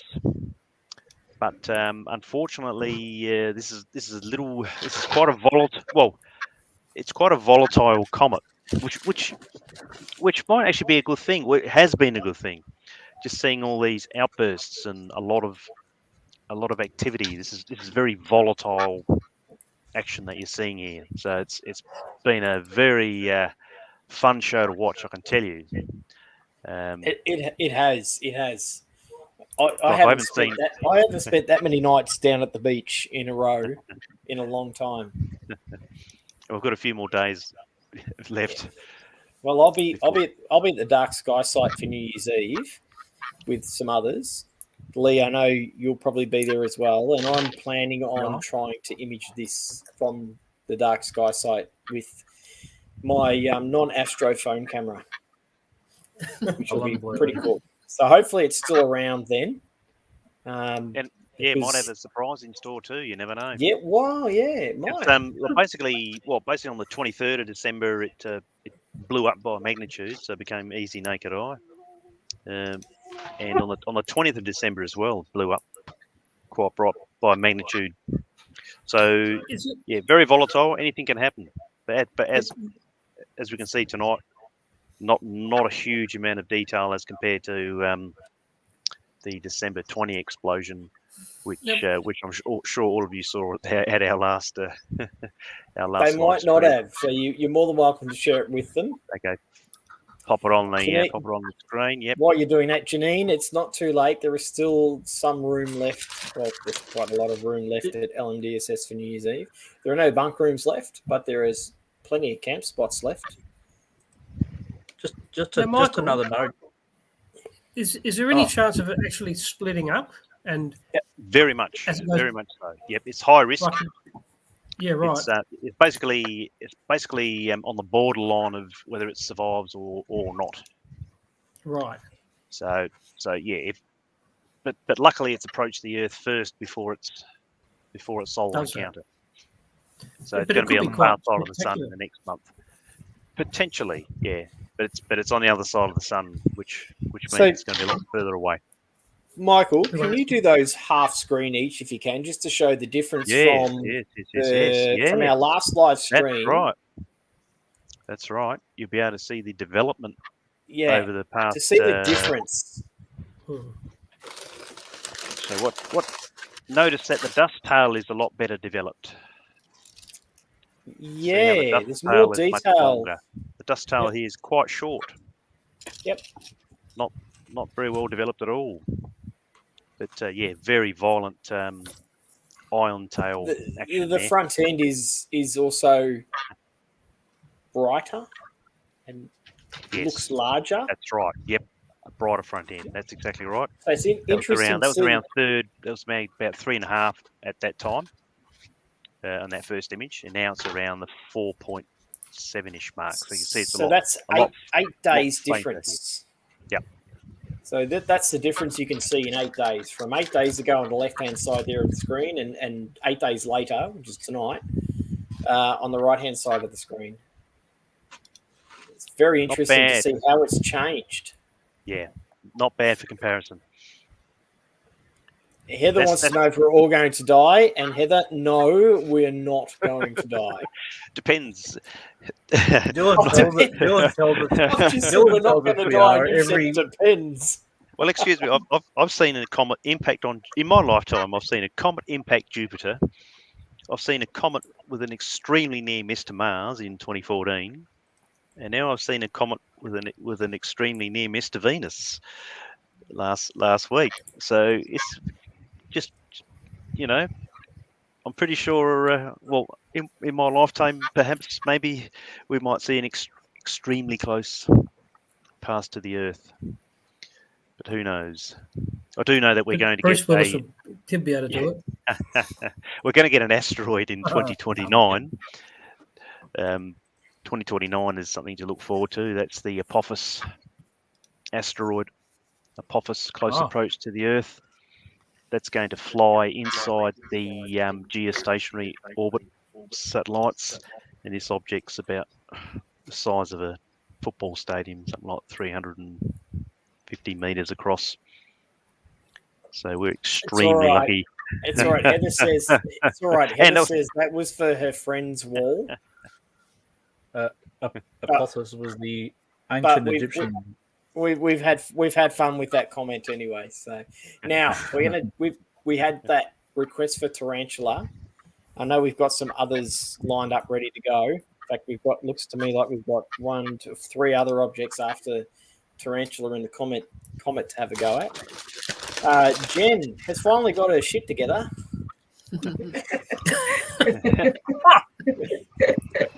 And she's back with us, and this is her tarantula. How many images have you got in this one?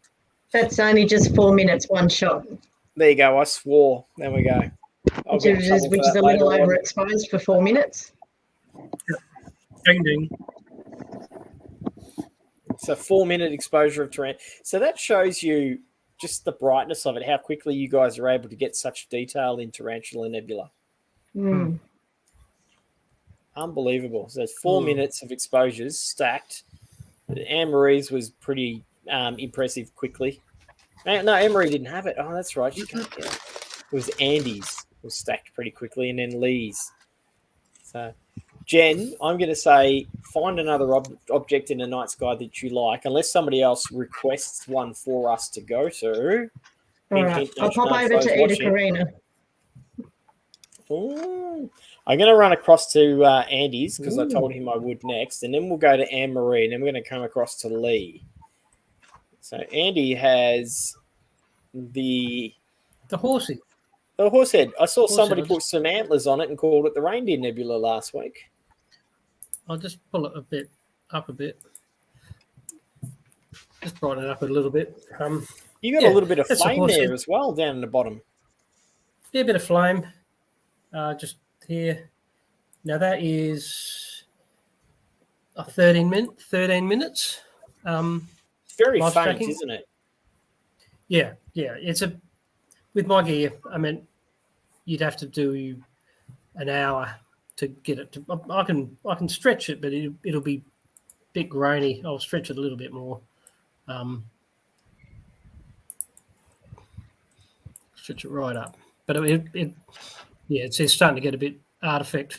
But too grainy. I'll go back. Getting a bit dull and blurry. Yeah, dull and blurry. But so it's a dark nebula, and it's 1,300 light years, or just shy of 1,400 light years from Earth. I've just lost it. Here we go. And no, you can't use it to play chess. Guys, we've had a request from Neil. He'd like to see the Rosette Nebula. Yeah, I'm heading on to that. But I think Anne-Marie. Yeah. I've left it for Anne-Marie because I think two more for me. Anne-Marie's going to blow our minds with the Rosette Nebula, while Michael continues to blow our minds with the Comet. The Comet, Jesse, the Comet will be available to watch. It's in the stream. I think you're talking about the stream. The stream is not going anywhere. This will be able to be rewatched on Facebook, YouTube. So share it around. Like it's not going anywhere. The more you share it, the more people will see what we'll see the comet, I guess, and what we do for everyone.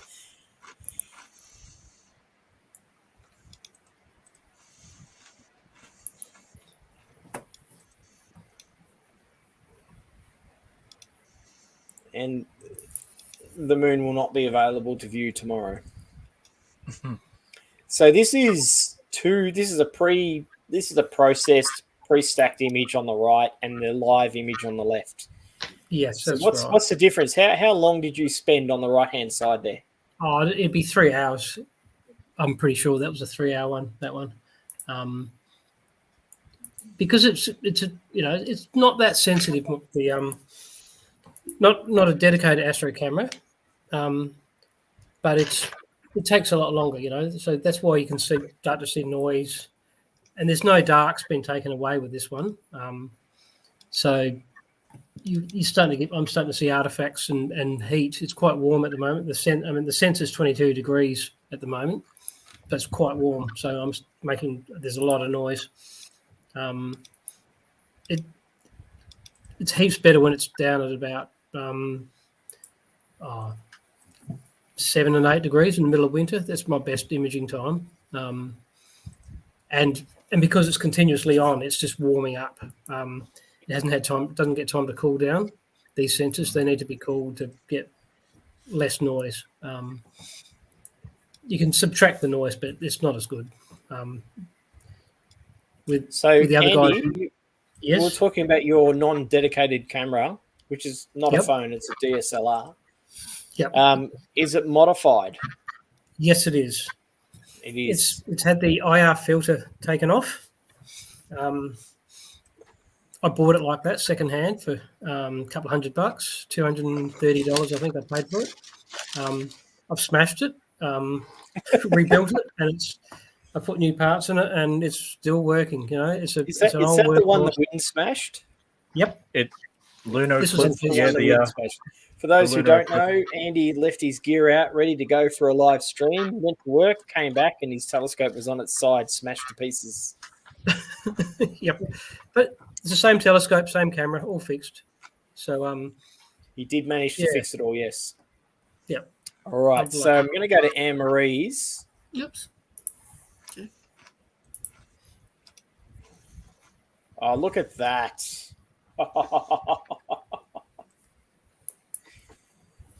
Somebody was asking earlier about Crab Nebula. And there it is.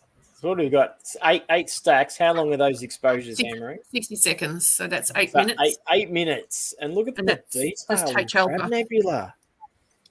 Oh, my goodness. That is amazing. I actually have a reason why this is one of my favourites. Not just that it's why is this one of your favourites? Because it's pretty? It's pretty. Well, it is pretty, but the reason it's pretty is because you get your three narrow bands, your H alpha, your oxygen, and your sulfur, and you put them together, and you end up with a rainbow of colours. It's just there. It's just amazing. So and it's true. It's a stunning image. Absolutely stunning object. The colour one. So it's a supernova remnant. That's the colour. It's just amazing. Yeah. Because quite often the colours are concentrated in certain areas. This is just all over the place. Yeah. And it's not only quite young. It's only a. It's moving. I know people are taking photos like 10 years apart, and they can see the difference. The difference in it, I think it was 10 years. Seen during the day by Chinese. I think it's written in. They saw it. They could see it during the day. Oh, really? Yeah, when it exploded. Yeah, a couple of thousand years ago, I think, or 1,000 years ago. So it's first observed by Chinese astronomers in 1054, and potentially Japanese astronomers as well. So it's been around for a while. But yeah, it is still growing. It's a supernova remnant, and Western civilization first saw it in 1731. Do you think that's why it got M1? I think that would be why it got M1, because it would have been one of the first objects seen. I mean, but it was independently rediscovered by Charles Messier in 1758, and he thought it was a bright comet. Sorry, Charles, you were wrong.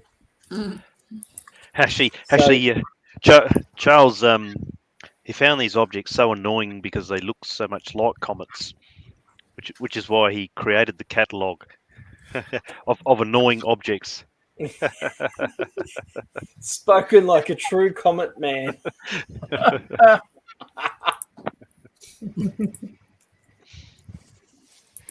It is an absolutely stunning object, that's for sure. Like, it really is. It's just a cracker of an object. Going across to Lee. Lee has... It's not the Statue of Liberty. What is it again, Lee? Statue of Liberty. No, it's not. What's the other version of it? Oh. I've seen it on your Facebook, so... Oh, yeah, hang on. Come on, you need to share that.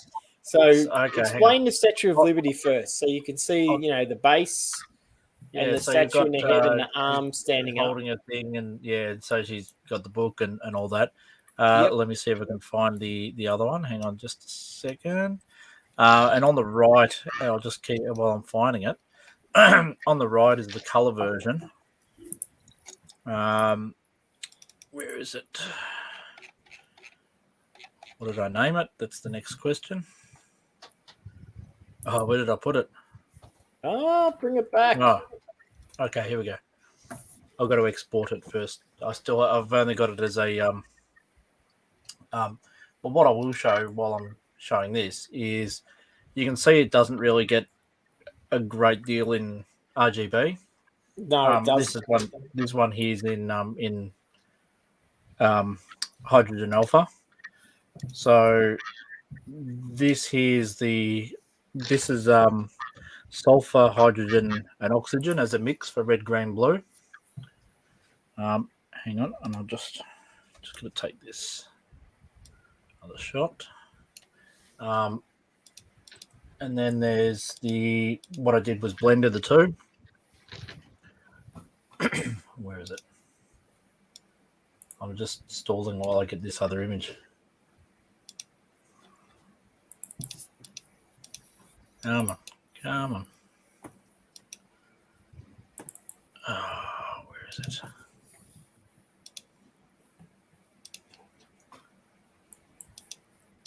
So we're going to see, similar to what we were talking about earlier with masks. It's not the best masking, but that's basically masked, and I've superimposed that over the top of just the RGB image.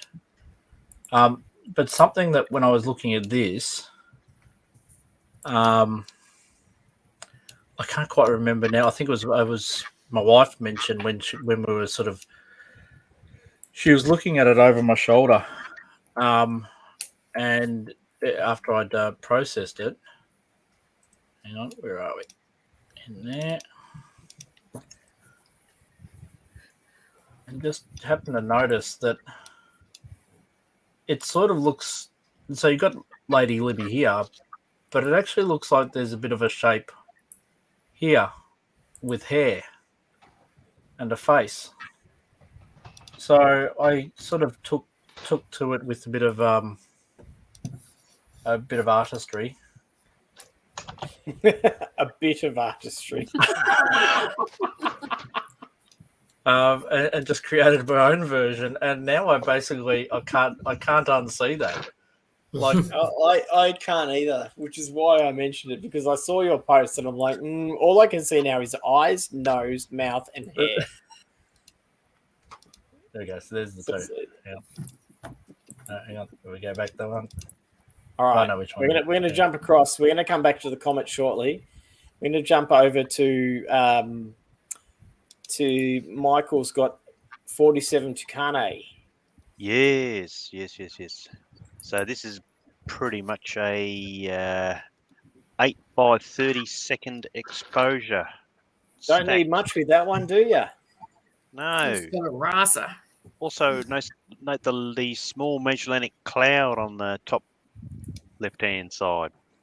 I'm imaging the Large Magellanic as we speak, so I'll come back with that one. I'll be able to show you the entire galaxy. But yeah, this is a beautiful, beautiful globular cluster, 47 tuck. Also note all these little fellas here. This is a small Magellanic Cloud globular cluster. There are lots of them. There's another one there, and another little cluster to the left. Another one over here. Lots of little fuzzies. Busy place. Yeah, beautiful object. You can go right into the core. It's a beast of a core, isn't it? Sure is. Look at that. I reckon there might be a black hole in that one. I need a rasa. Anne-Marie, Christmas was like you should have put your Santa wish in like at least a week or 2 weeks ago. A week ago, at least a week ago. Mark, you mentioned the black hole. I think we've read a few things recently. There's a good enough theory to note that there's more than likely a black hole at the center of most galaxies. Most globular clusters. And even clusters, yeah. Yeah. You might have heard that on the podcast recently as well. No, I'm still not up to date, I said. No, you got to lift the game tell and the catch guy up that on does those it. ones. So we're going to come back to the Comet, Michael, but before we do that, I'm going across to Red 6, who's standing by. Jen is back with us. This is her image of Carina Nebula, or Eta Carina Nebula. So, Jen, tell us a little bit about your imaging process. What have we got here? How many images? Run through it with you. Well, this is just a 4-minute single shot at this stage in hydrogen alpha, taken with a Skywatcher ED 120 refractor. It's not the raster that Anne-Marie's drooling over. No. No, I can see that Anne-Marie's going to need some more dogs to come to the kennel so that she can get the raster. Either that or she'll just get it anyway. A donation? Anybody want to donate? No, they have to donate to me first before they donate to you. You don't need a rasa. No, well, You just get dull and boring photos. An 80 mil short tube. I need more than that. I'm reasonably sure that the dull and blurry won't fit on the front of the raster, unfortunately. The dull and blurry won't fit on the front of the raster. So, Eta Carina. Now, Jen, why is Eta Carina one of your favourite objects? Because that's what we're doing tonight. It's an easy one to image. That's it. It's like it's pretty. It's easy to image. It's pretty. Give us a little bit more, will you? The viewers want more. It's something that only us southern people have got. You can see it with the eyes. It's that bright, isn't it? It is, isn't it?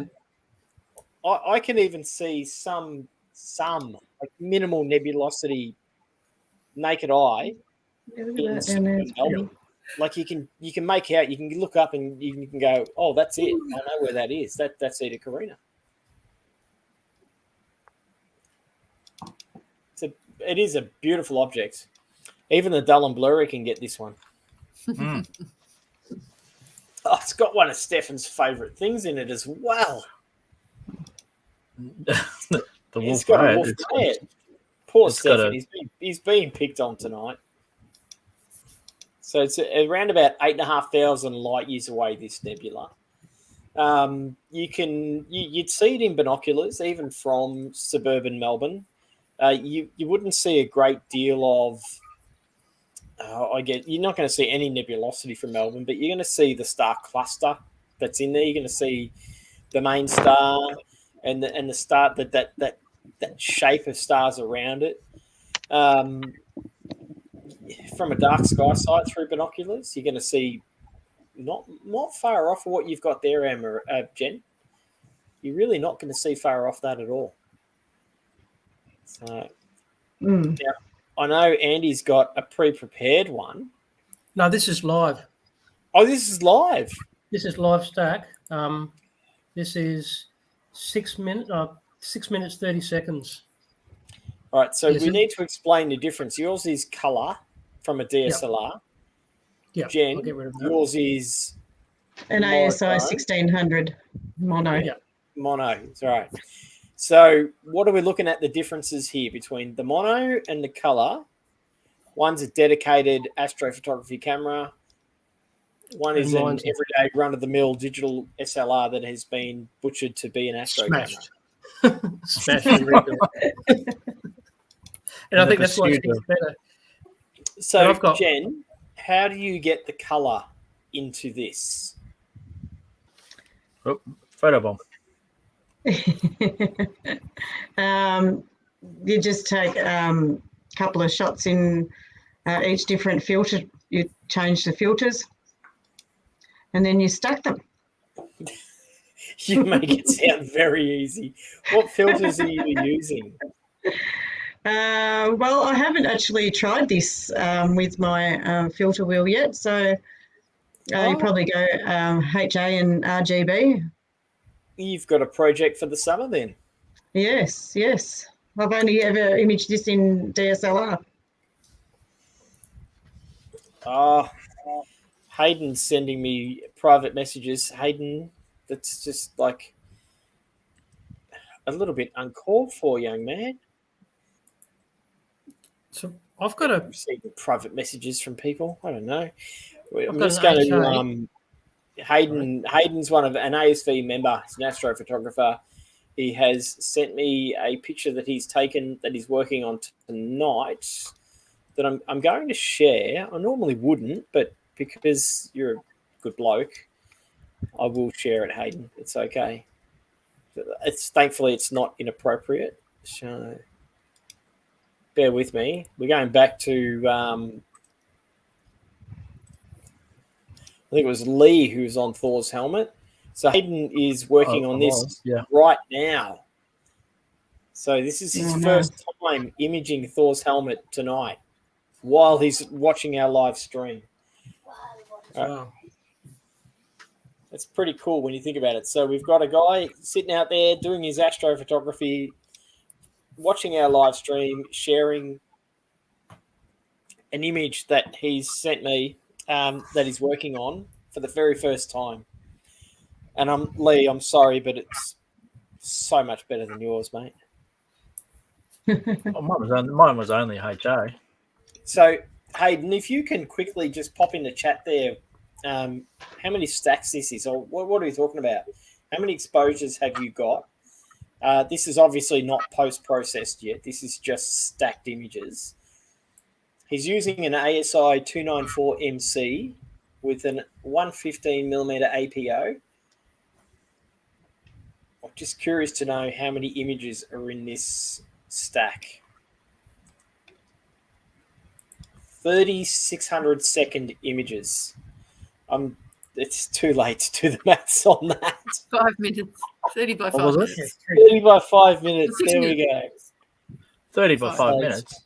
So he's been at it for a while. That's Yeah. looking pretty good. Thank you very much, Hayden, for sending that through. It's much appreciated. I'm going to jump across to Anne Marie's now. Oh, Anne Marie's on Rosette In the centre. in the centre. What do we got? Minute exposures, 30 second. Yep, 6 minutes. Sorry, Hayden, we got the maths wrong. Anne Marie, you got the maths wrong. 6, yeah. I was thinking that. Yeah, 10-minute exposures, not 5 minute. Yeah. All right, we'll go back to Anne Marie's now of the Rosette. So, Neil, you'll be happy. We got Rosette up for you. Not all of it.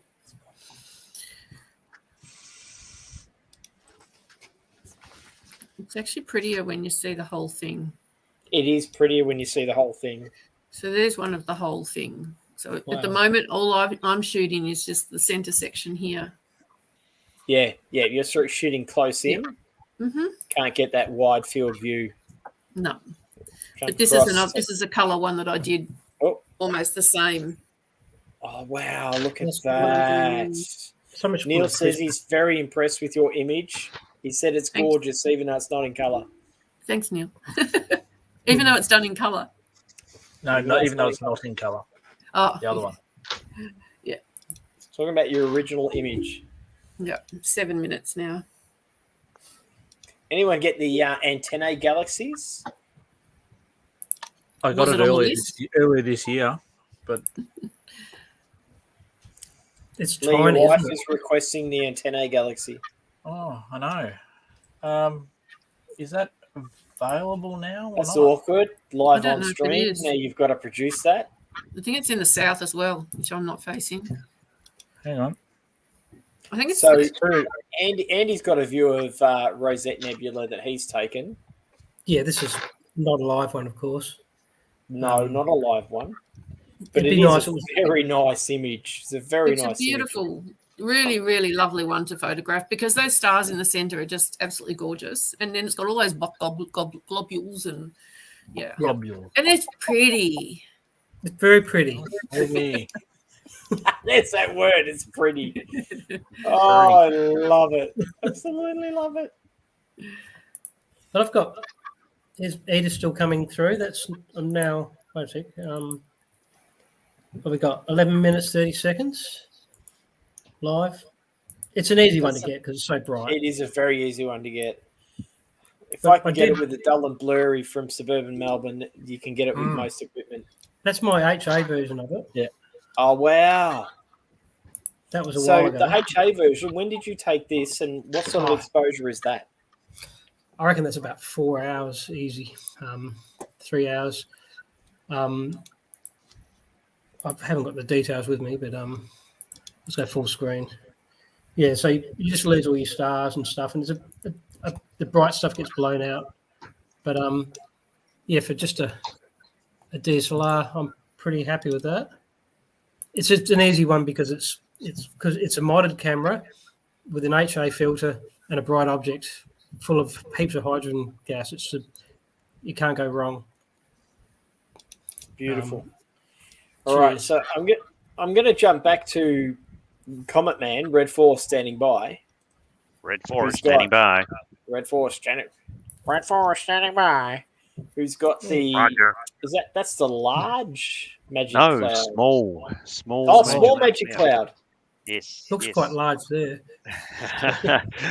And that's about it. It's beautifully. The RASA does a really good job It does. at capturing the entirety of the small Magellanic Cloud. So let's dig in here for a bit of Yeah. bit of fun, a bit Go of nuts, detail. go Let's nuts. just go. While you're nuts. doing that, just quickly, while you're doing that, last minute requests from our viewers of an object they might want to see. So if you've got an object you want to see, throw it in there now before we finish up for the night. We will have another look at the comet, that's for sure. But throw No, it. no, we won't. It's set. No. You've still got your image. We'll come back to your yeah. image. So we'll come back to his image. But yeah, we'll have another last look at the live stack that Michael's done. But for now, we're going to have a look at the Large Magellanic and everything within it. But throw it at us, guys. Yeah, well, there's a heck of a lot of detail in this thing. It's got two of the bright nebulosities. I believe they're NGC 346 and 306. I could be wrong. I'm not entirely sure. Just whizzing past here. The Lagoon Nebula is not in the sky at the moment. One of my favourites too. Globular cluster.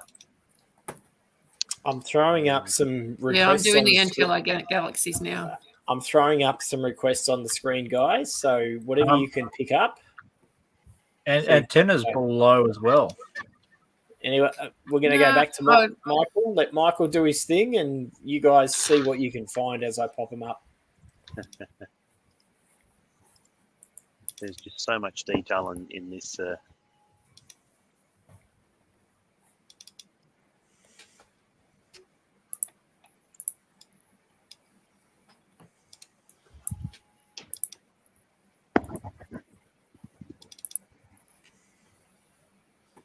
A quasar.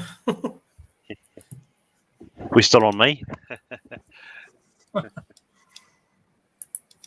Yes. Any comments or questions? Neil wants a quasar, but I don't know if we can get a quasar. Yeah, and antenna's not up yet. No, unfortunately. 4038. 4038. Yeah. Oh, I'm at 4 o'clock in the morning. Jewel box. Let's finish on the jewel box, shall we? I can't. Have you got I'll one, get it in a Anne-Marie? minute. Did you say you were getting antenna? No, I was at 4 o'clock in the it's not. morning. I thought Antenna It's Galaxy was up. No, that's too late. It's right on the All right, horizon now. we're going to finish on the jewel box, and Jewel box. We'll do that in honor of our Deep Sky section director. It is his favourite deep sky object, Paul. Okay. I'm looking at you, I'm looking at and running chook. Paul. This is what happens when you drink that beer that you were meant to share with me on New Year's Eve. I share the jewel box in your honor. So you guys stack the jewel box. Yeah, we just Is got this Michael? on the chook? Oh, Yeah, you're not- going to go the chook, are you? I was. Yeah, I'm on the Go, chook now. go the chook while the others go the jewel Oh, box, and we'll okay. jump on the chook, I've, and we'll finish with the jewel box. I had keyhole, but You had keyhole? well, there it is, and it's about to go. That doesn't look like keyhole. That's keyhole. You sure? Yeah. Looks a bit different. Homunculus- Sure. What's it called? Anyway. Homunculus Nebula? No, not homunculus. Keyhole Homunculus? Nebula, which is beside Eta Carina. Ah, okay. All right. Red 6 standing by has Rosette in HA. If you can share your screen, Jen. Welcome back to the party. Oh, we have Flaming Star Nebula as a request as well. I might be able to do that one. Oh, Anne-Marie, do you want to give that one a go?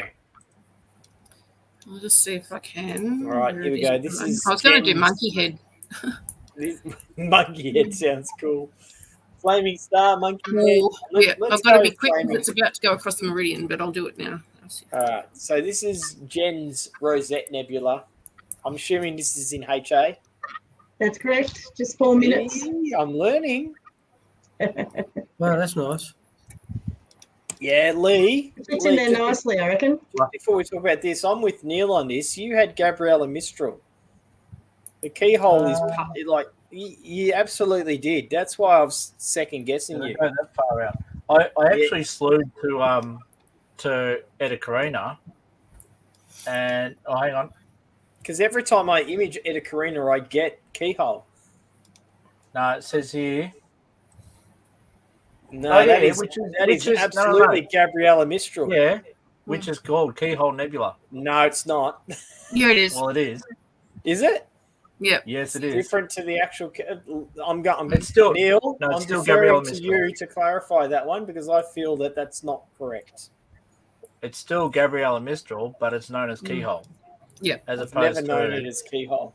I've always known keyhole as opposed to- part of Eta Carina. yeah, that's where you've got your homunculus keyhole. It's the same as having the fact that there's multiple things like southern pinwheel, and then the other southern pinwheel, and then the other Yes. southern pinwheel, and northern pinwheel, and the other northern pinwheel. I get confused.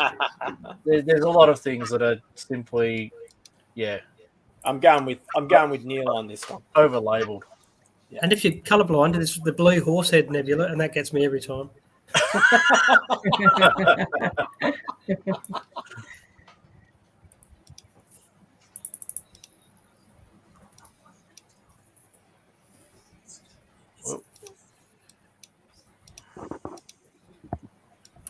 Right, so this is your HA. So I'm sorry, Jim. We'll go back to you now that Lee's finished.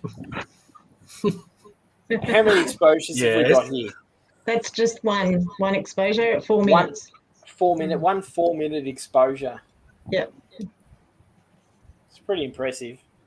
Get Beautiful. 1 4 minute exposure and look like that. All right, I'm going to. So, who's got something new for us to have a look at Soon. soon? I'm on the jewel box, but I'm just All right, I'm gonna. going to jump across to jewel box. Look. Oh, hang on. I've got a chook.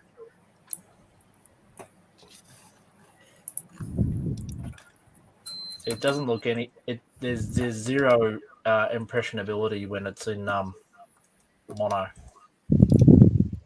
I can do a So colour one. just quickly, Yeah, Neil's I'm just doing posted the a colour now. Keyhole Nebula image, and I'm with Neil on this one. I'm absolutely with Neil on this one. Yeah,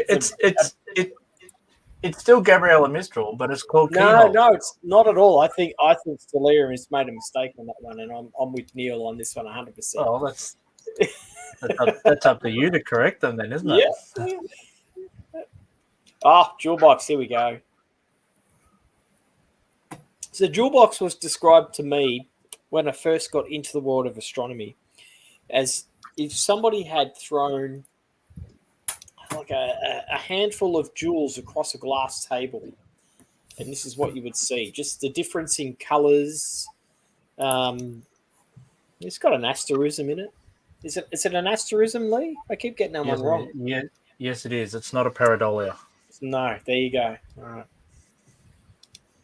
So Gabriella it looks Mistral like is a an pareidolia. That is absolutely. That's a pareidolia. That is Gabriella Mistral Nebula.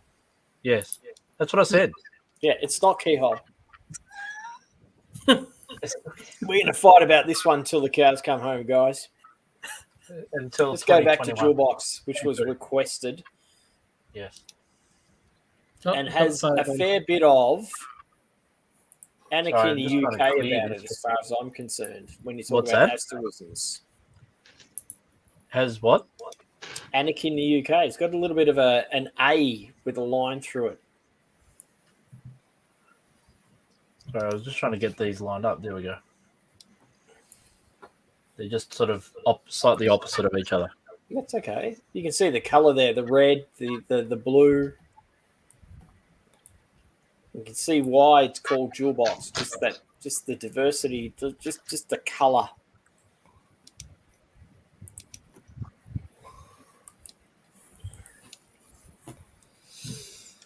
Red 4 standing by, I believe, has Jewel Box as well. for Red tonight. 4.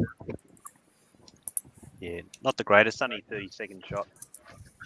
Don't need much with that one, do you, though? No, it's pretty bright. Yeah. It's a bright beast. Like I'm only doing these are only 7.5 on the color, and 3.75. So half that again on the mono. Seconds. Yeah.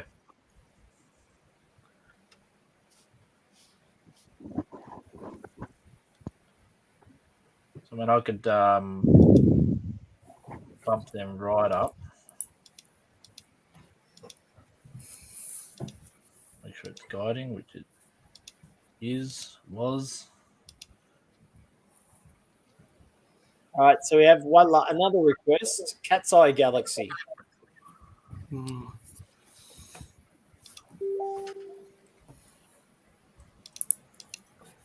All right, so what were that? Where were we? We had the Red Lagoon, Quasar, which we're Nope, going to nope. do. Lagoon's not not in the visible. sky. Did Jewel Box, No. that's right. Flaming Star was the other one. Yeah, I'm on that Cat- now. Cat's Eye is not visible either. Cat's Eye Nebula is not in our sky at the moment. No, so we can't do Cat's Eye. But Nebula. Flaming Star's up.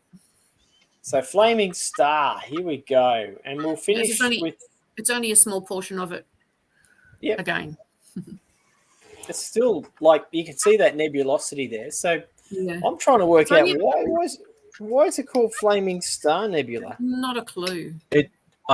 I think if you look down the bottom, it's sort of like a ball, and the flames would kind of be drifting up to the top left in that image. Yeah, Yeah. That that's that kind of what said- I'm getting from it as well. That said, and you probably won't unsee this now that if I say it, it actually looks a bit like I reckon it looks a bit like an angry jack-o'-lantern, because you've got two eyes, a wide nose, and a If you tip your head sideways. no, just as it is. I can see the flame. I can see the flame in that sort of. You can see Oh, the I can see a flaming. dragon. I can see a dragon. Yeah, I can see a dragon in there as well. This is only about 18 degrees above the horizon, so not the best of photos, but So just a couple of quick ones for you guys. Just Jesse's been watching in awe since the start. How will someone with no experience at all learn and get into all this sort of stuff? Jesse, you joined the Astronomical Society of Victoria. That's what you do. You join us, www.asv.org.au/join.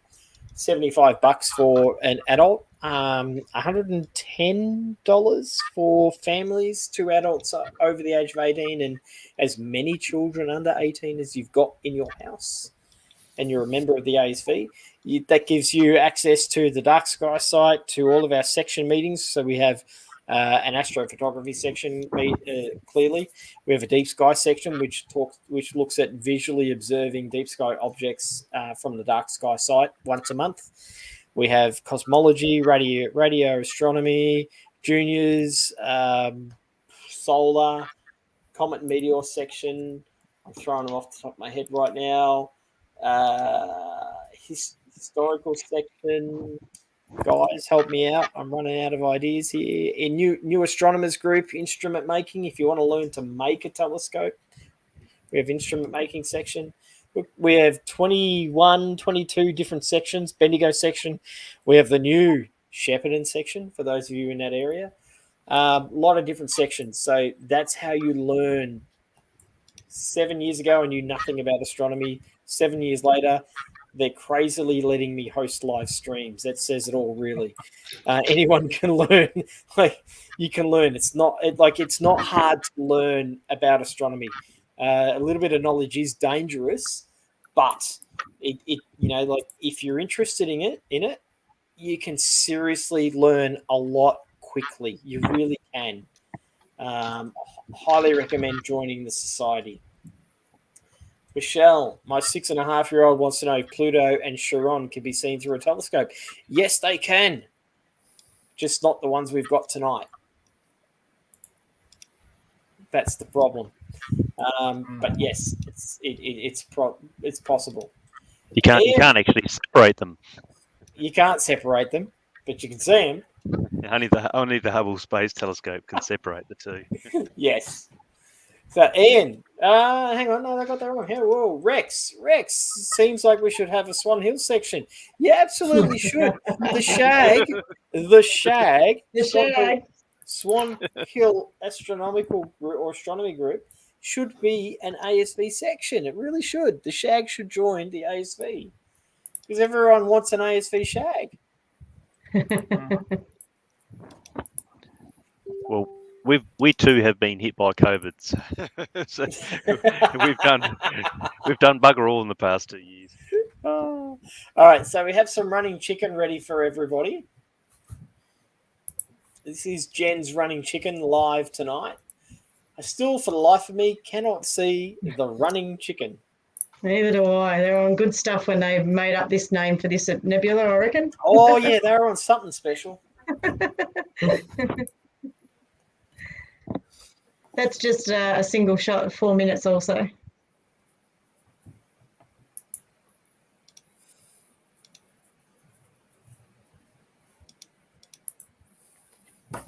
comes up beautifully in HA. Yeah. It does. Zoom into the center of it there, Jen. Fog clouds. Yep. Pop, pop. There it is. Yeah. There they are. Oh, the buck globules. Yeah. Maybe that's what they call the why. running chicken. Robert's a Astro time traveller, and he joined the ASV 9 years from now. He said it's been great. It's right. Doesn't He it mean it's going to clarified be? it, and he said that he joined us in 2020. Thank you for being a member of the ASV, Robert. Yeah, the Bok globules. Do you remember what Bok globules are? Carbon is it carbon They just dust like- cloud? Yeah, dust clouds. We're Neil, we need your help.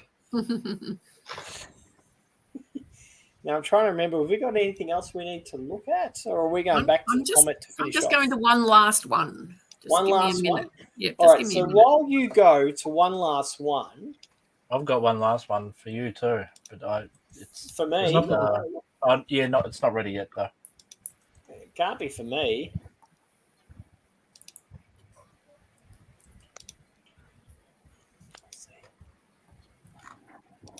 Oh, okay. What's our last one? I'll tell you when it comes up. Okay. All right. Well, while you're doing that, We're all keeping him in suspense. while you're doing that, I'm going to share my screen, and I'd like to show the world Something dull and boring. something dull and boring that I've spent over a month, probably 6 weeks at least, imaging on any clear night we've had with my phone and an 80mm short tube Orion telescope and a star tracker. This is my version of Orion Nebula taken with a phone. So for anybody who thinks that astrophotography is for those who have only access to high-end equipment or digital SLR cameras, it is possible, whether some people believe it or not, to take deep sky images using your phone and a telescope and stacking. Now, granted, what you're seeing here is 5 hours worth of 15-second images, which required me on every clear night possible from my suburban Melbourne backyard to sit there every 15 seconds and click my Bluetooth clicker to take all of these different subs to stack. It is possible. And if you've got an interest in astronomy and you don't want to spend a lot of money to start, and you've got a phone that can take timed images in raw data format, I actually absolutely highly recommend starting out using a phone. And if you find that it's of interest, then by all means, break the bank and get some serious astrophotography equipment.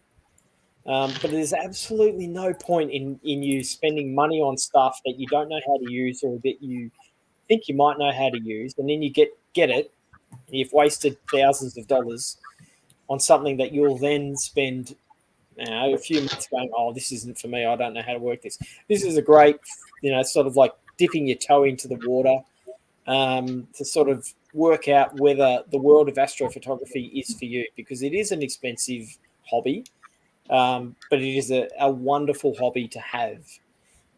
So this sort of shows you that you can sort of touch into the world of astrophotography, find out if it's really for you, and if it is, then spend like some of these guys live streaming have. And you can produce some of the images that they have produced. But like, I just wanted to show this image just to show people that astrophotography with a phone is actually possible. Whether or not it's a bright object in the night sky or not does not matter. I'll stop screen sharing and I'll hop off of my. I'm nearly there. I'll get off my high horse. So I've got an There we go. Neil to the rescue. Bulk globules are regions of gas within the nebula which have a higher density and have started to collapse in on themselves, getting heavier and drawing in more gas and dust that may eventually form stars. Think of them as lumps in the gravy. Neil, nobody likes lumps in their gravy. Yeah, no. Nobody. So how are we going, Anne-Marie? You ready to rock? My last one's up. Now you tell me what it is. Tell you what that is. That's just 1 minute. Is that? Oh, I got That's the monkey. no idea what that might be. Hang on. Don't tell me yet. Don't tell me yet. I need to. Let me have a look. Might be better when I get a few more exposures up. It's not on your Looks list. like the It's It definitely No, it's not not, on your list. it's not on the Snowman. list. No. It's not the snowman. It's No. not the Christmas tree nebula either. No. does look a bit like the Stay Puft Marshmallow Man at the It top. does look like the Stay Puft Marshmallow Man. But he's like got a skirt on and He's got the doing cheesiest Tango. grin ever going. Is it the Pac-Man Nebula? No, we don't have that in our sky. Ah, Neil, you led me astray. I wish we did. All right, so Sadie, who should be asleep but she's not, Because I like to stay awake. because she likes to stay awake, he's telling me it looks like a boat. Because you got the bottom of the boat, then you got the middle of the boat, then you got the little top bit where it goes like with the horn, Which is a sail. like this sail, and then you turn your head a little bit and you can see a boat. No. It's not Turn the your, boat nebula. turn your head to the right. It's the monkey head. Yes. Is that the monkey head? Yes, it is. You've been hanging out all night to put that one up, haven't you? No, it's just in the sky where I was shooting, so I thought I'd Okay, throw it on. all right. Now, has anybody got anything else they'd like to share? I've just got another one I need you to guess. Another one for me to guess. Is this what Yeah. can Mark guess, is it? It is. So you've got to guess it from that. And then, No way! No! That is not are fair. you sure? Would it help No, if you had? It's not my That. anus, is it? Oh, It's No. Neptune! hmm No, No? Looks like it. Ghost of Jupiter. The other It's one not Ghost of Oh. Jupiter, is it? Hang on, it was. Where am I? Oh my gosh. Somehow I've gone It's across Ghost the of dark Jupiter! half of a Starfighter. All right. For those left watching, Ghost of Jupiter is one of my favorite objects. I love it. I love it. And I can actually start to try and image it again. Ghost of Jupiter. That's where we are. It is Ghost of Jupiter. Oh, I thought we were still a month or so away from seeing that. Wow. It's The weekend at LMDSS is going to be fun for me. I will say that. If it's I can actually get Ghost... right in a good spot right now. It's not a photography version of Ghost of Jupiter. My version of Ghost of Jupiter is way better than Lee's. But that is absolutely stunning. I love that you've picked that tonight, Lee. You've done that for me. Red 4, what do you have for us? Red 4 is standing by. What do I have? This is Looks another comety. comet. It looks cometary, doesn't it? It's not Ghost of Jupiter. I know that much. Took the other comment. Yeah, you do. It's an object that we want this to turn into this. Borelli. So- And is it going to turn into that? This is the mystery. You need to find out which comet this is. Borelli. No, it's not Borelli. Oh, it's Wrong. not? No, it's not. It's not Atlas either.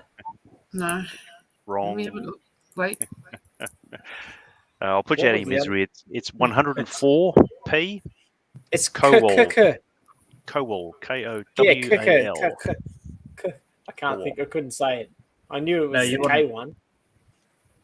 That's it. So I thought you the were only gonna reason try I and know say it's that one is because once again it was discussed on the podcast. It's the only reason I know. Otherwise, I'd never have heard of it before. Is this now the pick on Mark section of the live stream? Is it? Well, we've waited all year. You've waited all year before you can pick on me. All right, can we let's round the night out, shall we?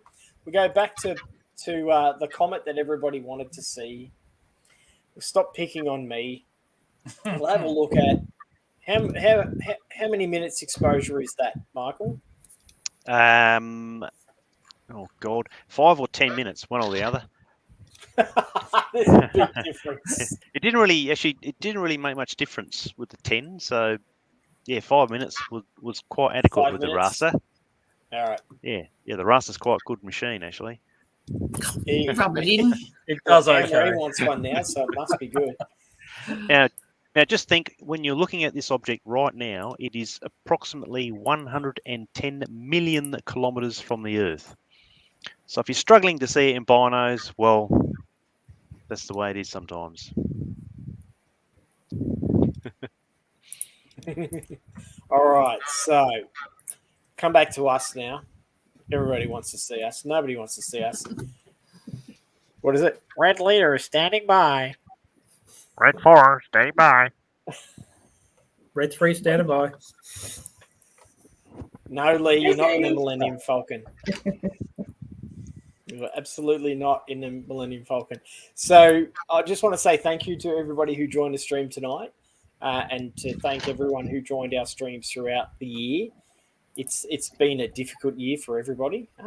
It's as much as we want 2022 to be a straightforward year, it's looking likely that it's probably not going to be. So we will be back in 2022. We will be doing live streams again in 2022. We will bring you as much fun, entertaining content as we can. Thank you to everybody who donated stars tonight. It's greatly appreciated. For those of you who are curious to know, our raffle is still available. Not going to be drawn until the 26th of March. By that time, I will be in the 44 Club. It's a great prize. It really is. I mean, a Saxon 200DS Newtonian telescope with a HEQ5 go-to mount and some eyepieces. Who can't complain about that? I'd love to enter it. I'd love to buy tickets, but I'm hosting the raffle for the ASV, so I can't buy those tickets. We have tickets still to our slideshow extravaganza dinner on the 31st of January. If you've ever wanted to see slides that are, glass plate slides with objects that we look at all the time now that are 90 years plus old, this is your chance. Tickets are available through the website, through our Facebook events page. Grab your ticket, 31st of Jan, 3-course dinner. It's well worth grabbing a ticket for. So once again, thank you very much for joining us for the last stream of 2021. We hope you enjoyed the stream because we've enjoyed bringing them to you. The guys have enjoyed picking on me throughout the year, and that's part of the fun. If you're not yet a member and you're interested in becoming a member, seriously do look at it. $75 a year. It's not a lot of money, and you get a lot out of it. There's a lot of different sections. There's 22, 23 different sections to the ASV now. We're starting to slowly branch out into different regional areas of Victoria and create sections. So if you're in one of those regions, soon enough, we will have a section for you locally to go to. Once again, if you don't follow us on Facebook, please hit the follow button. If you don't follow us on YouTube, hit the subscribe button. We'd love to wish you a happy new year, and we look forward to seeing you in 2022. And thank you very much for joining us tonight.